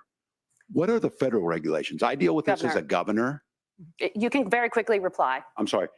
I get this as a governor, and I don't necessarily disagree with that in some cases, many of those are local. Many of them are state. I don't know which ones are federal, but I think whenever we talk regulations, people think they can get rid of them. I think you want to be able to get out of your house in a fire. I think you want to make sure that it's fireproof and those types of things. So which are the regulations? Because the vice president's not responsible for those. Congress writes those. Governor, thank you. Gentlemen, we have a lot to get to. You're passionate about the housing crisis, I can tell. But Nora? Thank you. One of the top problems facing Americans is the high cost of health care. Senator Vance, At the last presidential debate, former President Trump was asked about replacing the Affordable Care Act. In response, he said, "I have concepts of a plan." Since then, Senator, you've talked about changing how chronically ill Americans get health insurance. Can you explain how that would work? And can you guarantee that Americans with pre-existing conditions won't pay more? I'll give you 2 minutes. Well, of course, we're going to cover Americans with pre-existing conditions. In fact, a lot of my family members have gotten health care. I believe, members of my family actually got private health insurance, at least for the first time, switched off of Medicaid onto private insurance for the first time under Donald Trump's leadership. And I think that, a lot of people have criticized this concepts of a plan remark. It's very simple common sense. I think as Tim Walz knows from 12 years in Congress, you're not going to propose a 900-page bill standing on a debate stage. It would bore everybody to tears, and it wouldn't actually mean anything because part of this is the give and take of bipartisan negotiation. Now, when Donald Trump was actually president, and again, he has a record to be proud of, prescription drugs fell in 2018 for the first time in a very long time. Under Kamala Harris's leadership, prescription drugs are up about 7%. Under Donald Trump's entire 4 years, they were up about 1.5%. He introduced pricing transparency. Think about healthcare. You go into a hospital, you try to buy something, and nobody knows what it actually costs. That price transparency will actually give American consumers a little bit more choice and will also drive down costs. And we talked about, the reinsurance regulations is what I was talking about. Look, Donald Trump has said that if we allow states to experiment a little bit on how to cover both the chronically ill, but the non-chronically ill, it's not just a plan. He actually implemented some of these regulations when he was president of the United States. And I think you can make a really good argument that it salvaged Obamacare, which was doing disastrously until Donald Trump came along. And I think it's an important point about President Trump. Of course, you don't have to agree with everything that President Trump has ever said or ever done. But when Obamacare was crushing under the weight of its own regulatory burden and healthcare costs, Donald Trump could have destroyed the program. Instead, he worked in a bipartisan way to ensure that Americans had access to affordable care. It's not perfect, of course, and there's so much more that we can do, but I think that Donald Trump has earned the right to put in place some better healthcare policies. He's earned it because he did it successfully the first time. Governor? All right, here's where being an old guy gives you some history. I was there at the creation of the ACA.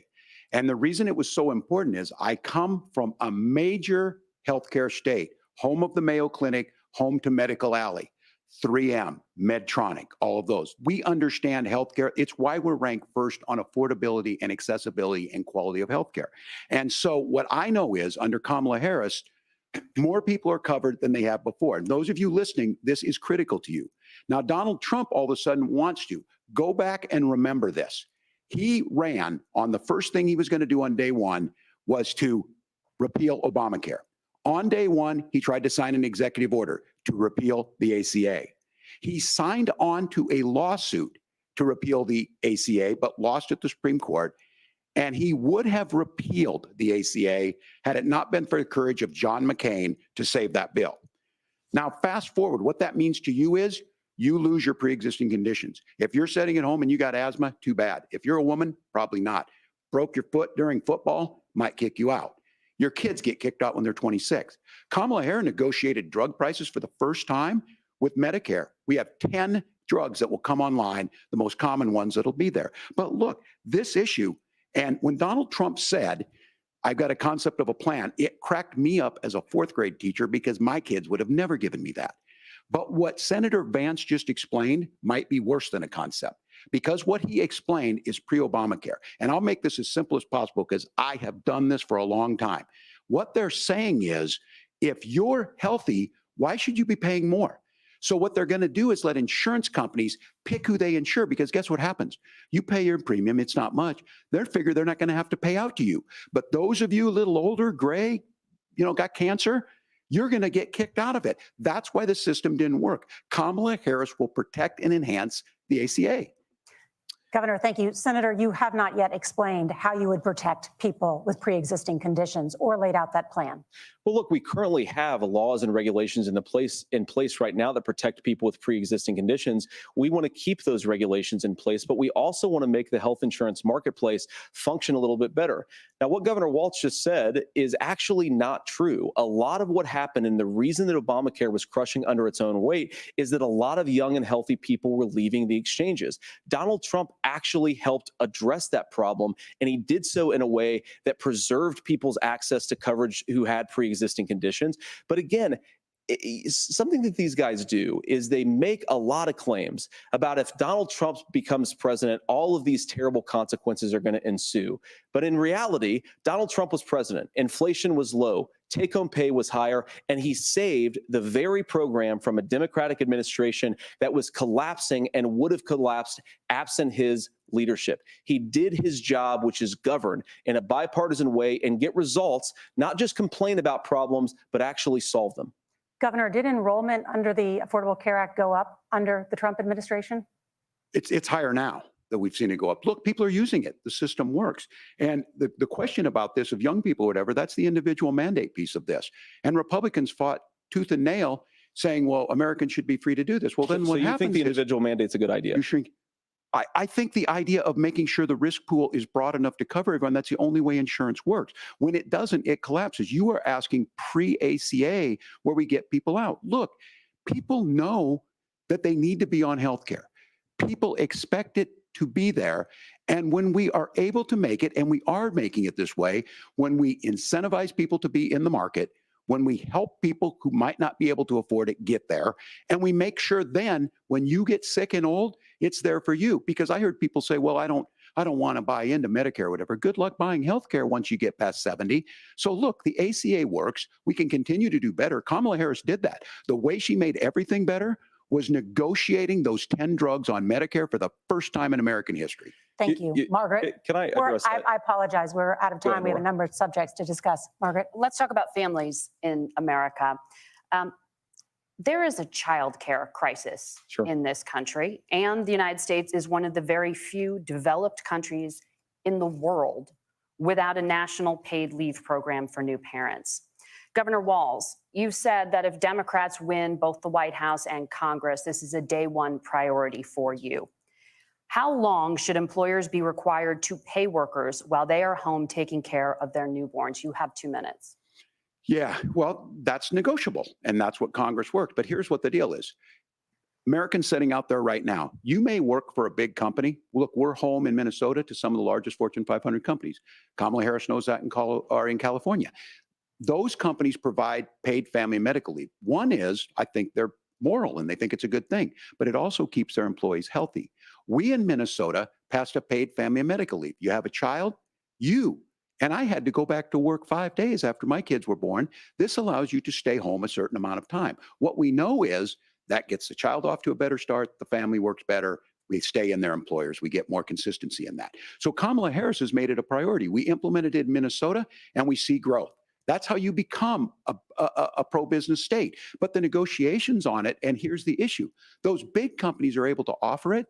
Those of you out there who don't have it, just imagine what happens if you get cancer or your child gets sick. We know what happens. You end up staying home. In some places, that means no paycheck because you've got no protection on that. This is the case of an economy that Donald Trump has set for the wealthiest amongst us. He's willing to give those tax breaks to the wealthiest. He's willing to say, bust those unions up, do whatever. What we're saying is the economy works best when it works for all of us. And so a paid family medical leave program, and I will tell you, go to the families or go to the businesses and ask them. As far as childcare on this, you have to take it at both the supply and the demand side. You can't expect the most important people in our lives to take either our children or our parents to get paid the least amount of money. And we have to make it easier for folks to be able to get into that business and then to make sure that folks are able to pay for that. We were able to do it in Minnesota, and I'm still telling you this. We were listed as the best state. We're still in crisis on this. A federal program of paid family and medical leave and help with this will enhance our workforce, enhance our families, and make it easier to have the children that you want. Governor, your time is up. Senator, do you support a national paid leave program? And if so, For how long should employers be mandated to pay their employees while they are home taking care of their newborn? You have 2 minutes. Yeah, well, first of all, Margaret, a number of my Republican colleagues and some Democrats too have worked on this issue. And I think there is a bipartisan solution here because a lot of us care about this issue. I mean, look, I speak from this very personally because I'm married to a beautiful woman who's an incredible mother to our 3 beautiful kids, but is also a very, very brilliant corporate litigator. And I'm so proud of her. But being a working mom, even for somebody with all of the advantages of my wife, is extraordinarily difficult. And it's not just difficult from a policy perspective. She actually had access to paid family leave because she worked for a bigger company. But the cultural pressure on young families and especially young women, I think makes it really hard for people to choose the family model they want. A lot of young women would like to go back to work immediately. Some would like to spend a little time home with the kids. Some would like to spend longer at home with the kids. We should have a family care model that makes choice possible. And I think this is a very important substantive difference between Donald Trump and Kamala Harris's approach. I mean, look, if you look at the federal programs that we have that support paid family leave right now, the Community Development Block Grant, and there's another block grant program that spends a lot of money from the federal government.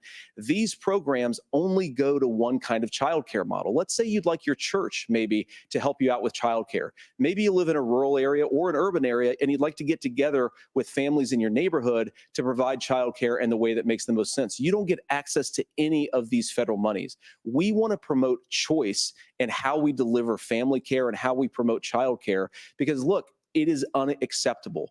And, you know, of course, Tim and I have been on the campaign trail a lot the past 7 or 8 weeks. And one of the biggest complaints I hear from young families is people who feel like they don't have options, like they're choosing between going to work or taking care for their kids. That is an incredible burden to put on American families. We're the only country that does it. I think we could do a heck of a lot better.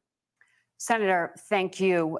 You have also said, Senator Vance, many things about the American family. The Federal Reserve says parents will spend nearly as much on childcare as they do on housing each month. So I want to get your thoughts on this. President Trump recently said, as much as childcare is talked about as being expensive, it's relatively speaking not very expensive compared to the kinds of numbers we'll be taking in.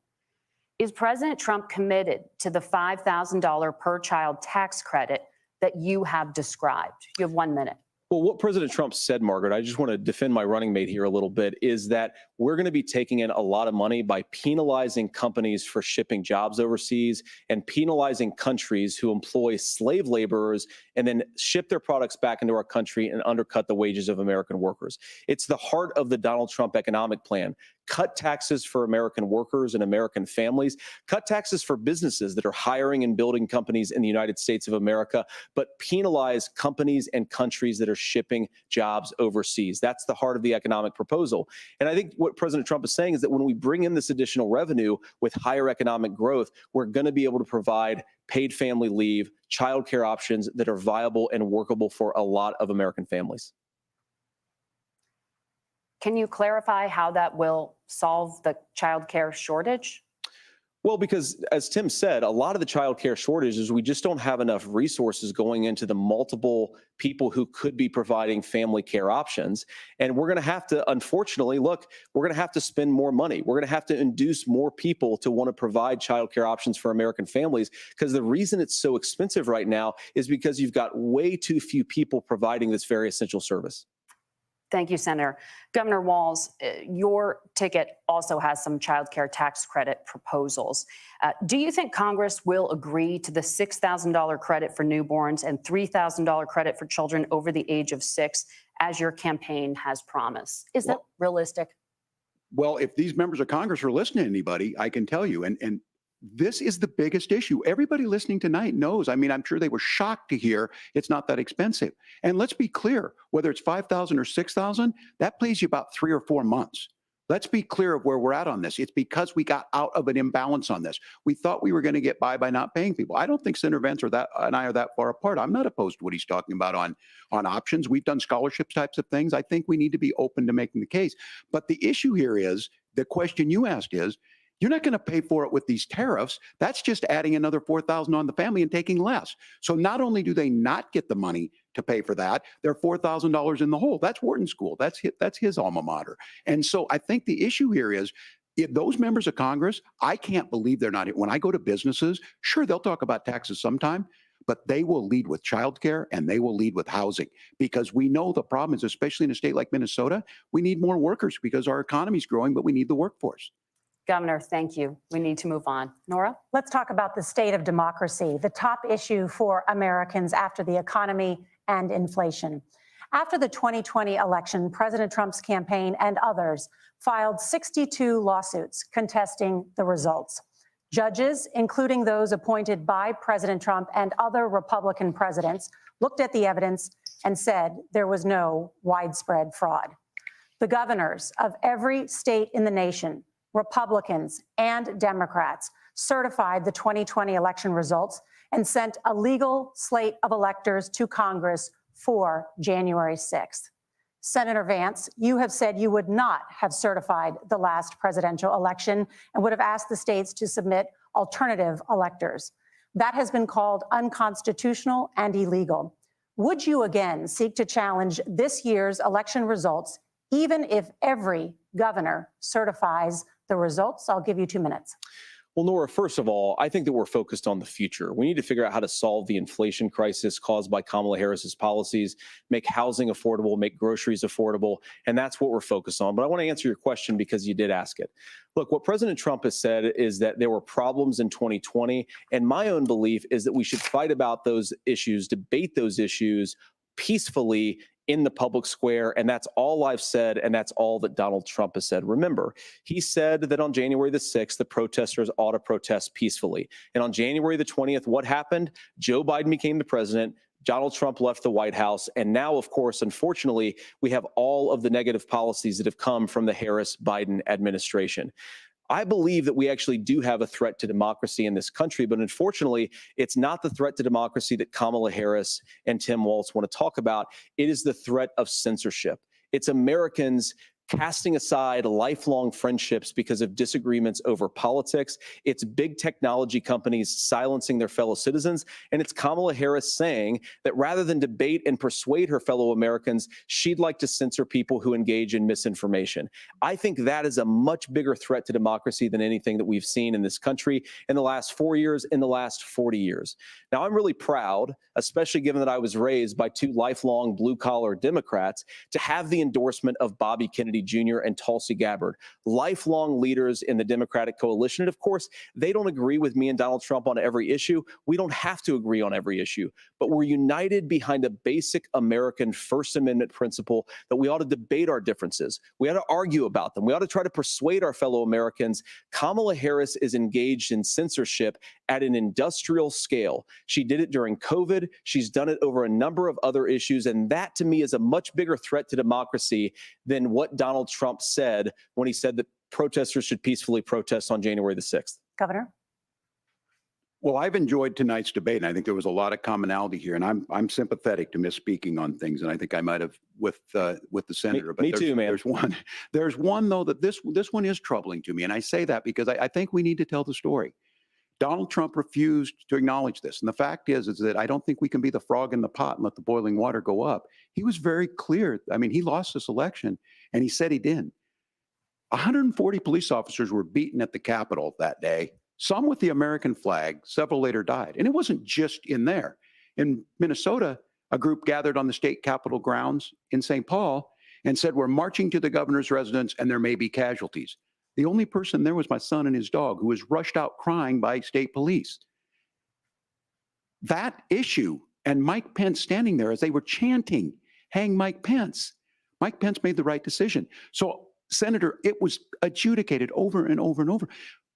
I worked with kids long enough to know, and I said as a football coach, sometimes you really want to win, but the democracy is bigger than winning an election. You shake hands, and then you try and do everything you can to help the other side win.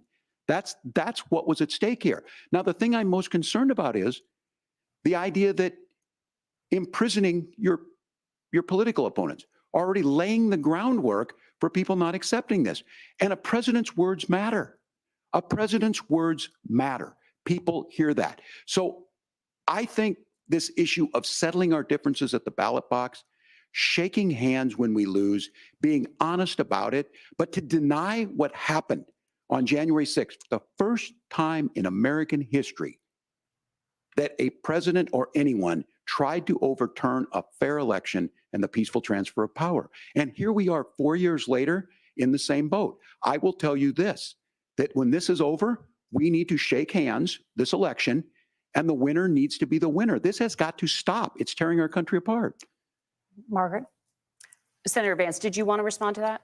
Yeah, well, look, Tim, first of all, it's really rich for Democratic leaders to say that Donald Trump is a unique threat to democracy when he peacefully gave over power on January the 20th, as we have done for 250 years in this country. We are going to shake hands after this debate and after this election. And of course, I hope that we win, and I think we're going to win. But if Tim Walz is the next vice president, he'll have my prayers, he'll have my best wishes, and he'll have my help whenever he wants it. But we have to remember that for years in this country, Democrats protested the results of elections. Hillary Clinton in 2016 said that Donald Trump had the election stolen by Vladimir Putin because the Russians bought like $500,000 worth of Facebook ads. This has been going on for a long time. And if we want to say that we need to respect the results of the election, I'm on board. But if we want to say, as Tim Walz is saying, that this is just a problem that Republicans have had, I don't buy that. Governor. January 6th was not Facebook ads. And I think a revisionist history on this. Look, I don't understand how we got to this point. But the issue was that happened. Donald Trump can do it. And all of us say there's no place for this. It has massive repercussions. This idea that there's censorship to stop people from threatening to kill someone, threatening to do something, that's not censorship. Censorship is book banning. We've seen that. We've seen that brought up. I just think for everyone tonight, and I'm going to thank Senator Vance. I think this is the conversation they want to hear. And I think there's a lot of agreement. But this is one that we are miles apart on. This was a threat to our democracy in a way that we had not seen. And it manifested itself because of Donald Trump's inability to say. He is still saying he didn't lose the election. I would just ask that. Did he lose the 2020 election? Tim, I'm focused on the future. Did Kamala Harris censor Americans from speaking their mind in the wake of the 2020 COVID situation? That is a damning non-answer. It's a damning non-answer for you to not talk about censorship. Obviously, Donald Trump and I think that there were problems in 2020. We've talked about it. I'm happy to talk about it further. But you guys attack us for not believing in democracy. The most sacred right under the United States democracy is the First Amendment. You yourself have said there's no First Amendment right to misinformation. Kamala Harris wants to use the power of government and big tech to silence people from speaking their minds. That is a threat to democracy that will long outlive this present political moment. I would like Democrats and Republicans to both reject censorship. Let's persuade one another. Let's argue about ideas, and then let's come together afterwards. You can't yell fire in a crowded theater. That's the test. That's the Supreme Court test. Tim, fire in a crowded theater. You guys wanted to kick people off of Facebook for saying that toddlers shouldn't wear masks. Senator, the governor does have the floor. Fire in a crowded theater. That is criticizing the policies of the government, which is the right of every American. Senator, the governor does have the floor for 1 minute to respond to you. Yeah. Well, I don't run Facebook. What I do know is I see a candidate out there who refused, and now again, and this, I'm pretty shocked by this. He lost the election.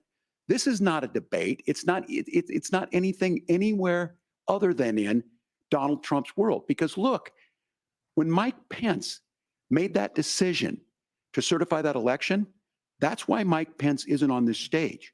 What I'm concerned about is, where is the firewall with Donald Trump?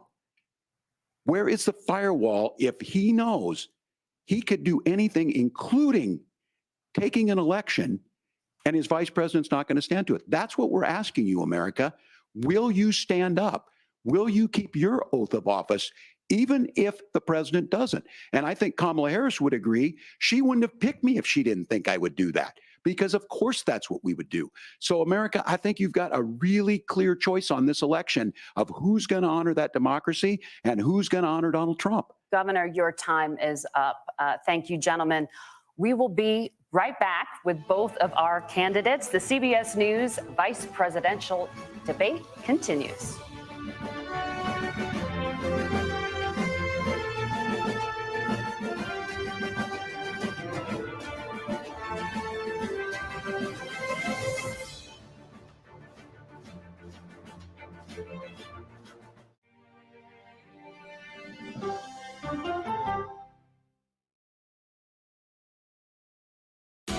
Whatever you do it for less at Harbor Freight. Bright, shiny faces. When you wake up in the morning, we want to be your go-to team. Nate has one of the quickest minds I've ever seen. Tony has a way of making people feel comfortable. Gail has this unbelievable knack to ask the question that you're asking at home. I've been told I could talk to a tree, and that's pretty much true. I don't go to work in the morning. I go for coffee with my two good friends, and we talk about the world. Your morning routine just got better. CBS Mornings, weekdays at 7. It didn't seem like anything could happen because nothing ever happens in East Palestine, but it did.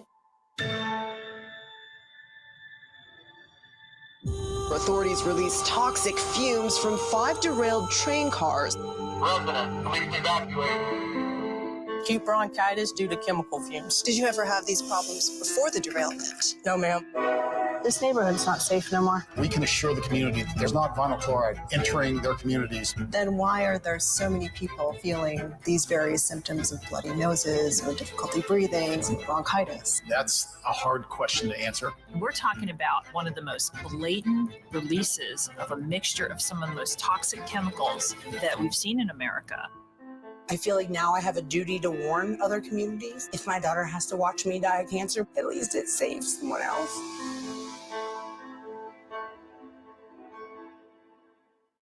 This case. It's like a screenplay, something straight out of Hollywood. But it's not fiction.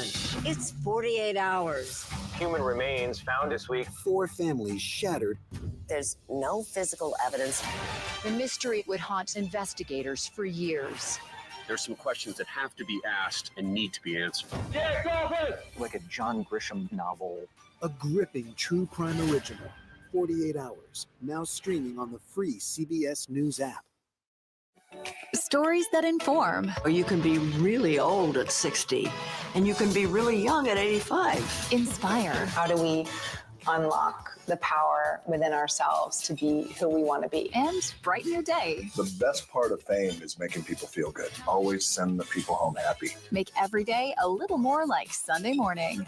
Here comes the sun. Stream now on the free CBS News app. Hello, everyone, and welcome to our... Let your celebration begin with Park Liquor Outlet, your first Liberian-owned liquor store in the city of Brooklyn Park, Minnesota. We have everything that you need to set that special occasion or bride.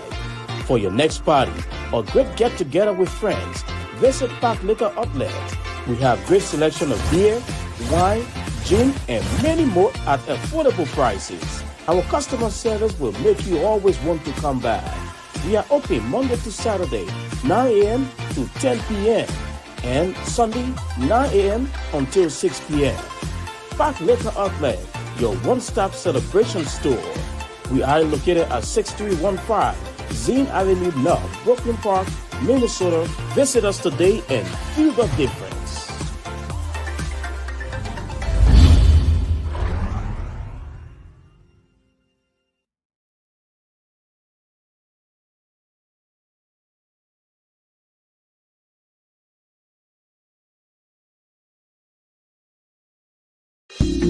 Hi, my name is Dr. Kent. Welcome to Brooklyn Chiropractic. Come to Brooklyn Chiropractic if you're having any back or neck pain. Especially, we specialize in treating. Presidential debate. It is now time for the closing statement. Senator Vance won the virtual coin toss and elected to go last. So, Governor Walz, you are first. You have 2 minutes. Well, thank you, Senator Vance. Thank you to CBS News. And most importantly, thank you to all of you. If you're still up and the folks who miss Dancing with Our Stars, I appreciate it. But look, the support of the democracy matters. It matters that you're here. And I'm as surprised as anybody of this coalition that Kamala Harris has built, from Bernie Sanders to Dick Cheney to Taylor Swift, and a whole bunch of folks in between there. And they don't all agree on everything, but they are truly optimistic people. They believe in a positive future of this country and one where our politics can be better than it is. And I have to tell you that that better than it is the sense of optimism that there can be an opportunity economy that works for everyone, not just to get by, but to get ahead. And the idea that freedom really means something. Not the freedom of government to be in your bedroom or exam room, but the freedom for you to make choices about yourself. Now, look, we all know who Donald Trump is. He's told us, and as Maya Angelou said, believe him when he told you that. His first inaugural address talked about American carnage, and then he spent 4 years trying to maybe do that. Senator Vance tonight made it clear he will stand with Donald Trump's agenda. He will continue to push down that road. Excuse me. Kamala Harris gives us a different option. Now, I'll have to tell you, I'm going to be careful about the quotes, but there's one that Senator Vance said that does resonate with me. He said, Donald Trump makes the people I care about afraid. A lot of America feels that way. We don't need to be afraid. Franklin Roosevelt was right. All we have to fear is fear itself. Kamala Harris is bringing us a new way forward. She's bringing us a politics of joy. She's bringing real solutions for the middle class, and she's centering you at the heart of that. All the while asking everyone, join this movement, make your voices heard. Let's look for a new day where everybody gets that opportunity and everybody gets a chance to thrive. I humbly ask for your vote on November 5th for Kamala Harris. Governor Walz, thank you. Senator Vance, your closing statement. Well, I want to thank Governor Walz, you folks at CBS, and of course the American people for tuning in this evening. And one of the issues we didn't talk about was energy. And I remember when I was being raised by my grandmother, when she didn't have enough money to turn on the heat some nights because Ohio gets pretty cold at night and because money was often very tight. And I believe, as a person who wants to be your next vice president, that we are a rich and prosperous enough country where every American, whether they're rich or poor, ought to be able to turn on their heat in the middle of a cold winter night. That's gotten more difficult thanks to Kamala Harris's energy policies. I believe that whether you're rich or poor, you ought to be able to afford a nice meal for your family. That's gotten harder because of Kamala Harris's policies. I believe that whether you're rich or poor, you ought to be able to afford to buy a house. You ought to be able to live in safe neighborhoods. You ought to not have your communities flooded with fentanyl. And that too has gotten harder with Kamala because of Kamala Harris's policies. Now, I've been in politics long enough to do what Kamala Harris does when she stands before the American people and says that on day one, she's going to work on all these challenges I just listed. She's been the vice president for 3.5 years. Day one was 1,400 days ago, and her policies have made these problems worse. Now, I believe that we have the most beautiful country in the world. I meet people on the campaign trail who can't afford food, but have the grace and generosity to ask me how I'm doing and to tell me they're praying for my family. What that has taught me is that we have the greatest country, the most beautiful country, the most incredible people anywhere in the world. But they're not going to be able to achieve their full dreams with the broken leadership that we have in Washington. They're not going to be able to live their American dream if we do the same thing that we've been doing for the last 3.5 years. We need change. We need a new direction. We need a president who has already done this once before and did it well. Please vote for Donald Trump. And whether you vote for me or vote for Tim Walz, I just want to say I'm so proud to be doing this, and I'm rooting for you. God bless you, and good night. Senator Vance, thank you. And thank you both for participating in the only vice presidential debate of this election cycle. I'm Margaret Brennan. And I'm Nora O'Donnell. And a reminder, there are just 35 days until Election Day. Please get out and vote. And for all of us here at CBS News, thank you and good night.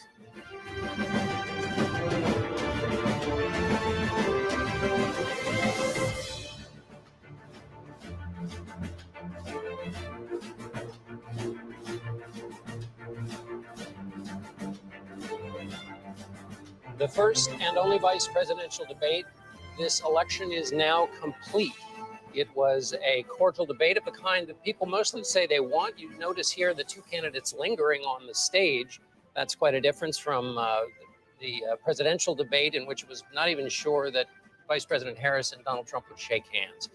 It was a debate in which the line, "I appreciate what Tim said about Finland," was one of the many ways in which Senator Vance agreed with the governor. The governor agreed right back. But that's the tone and the kind of theater review of this. I'll pick out two issues. On the question of the top of the news today, which is the Middle East and the kinds of foreign policy surprises.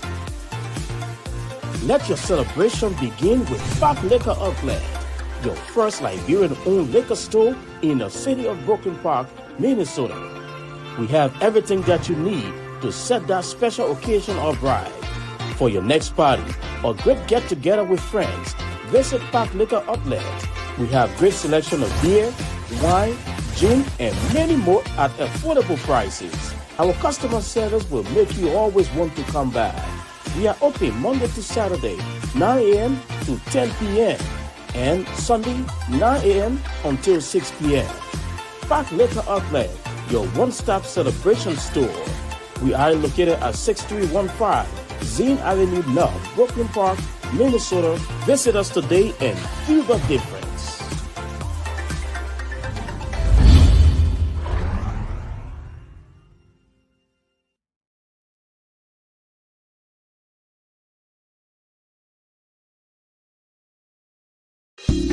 Hi, my name is Dr. Kent. Welcome to Brooklyn Chiropractic.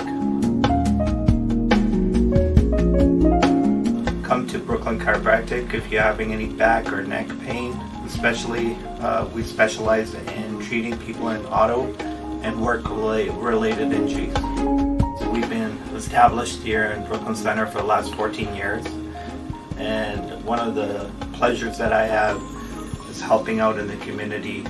We've sponsored a lot of events throughout the years in the community, and we really appreciate being a part of the community. So if you're experiencing any pain, give us a try if you want a drug-free way to get better. Thank you.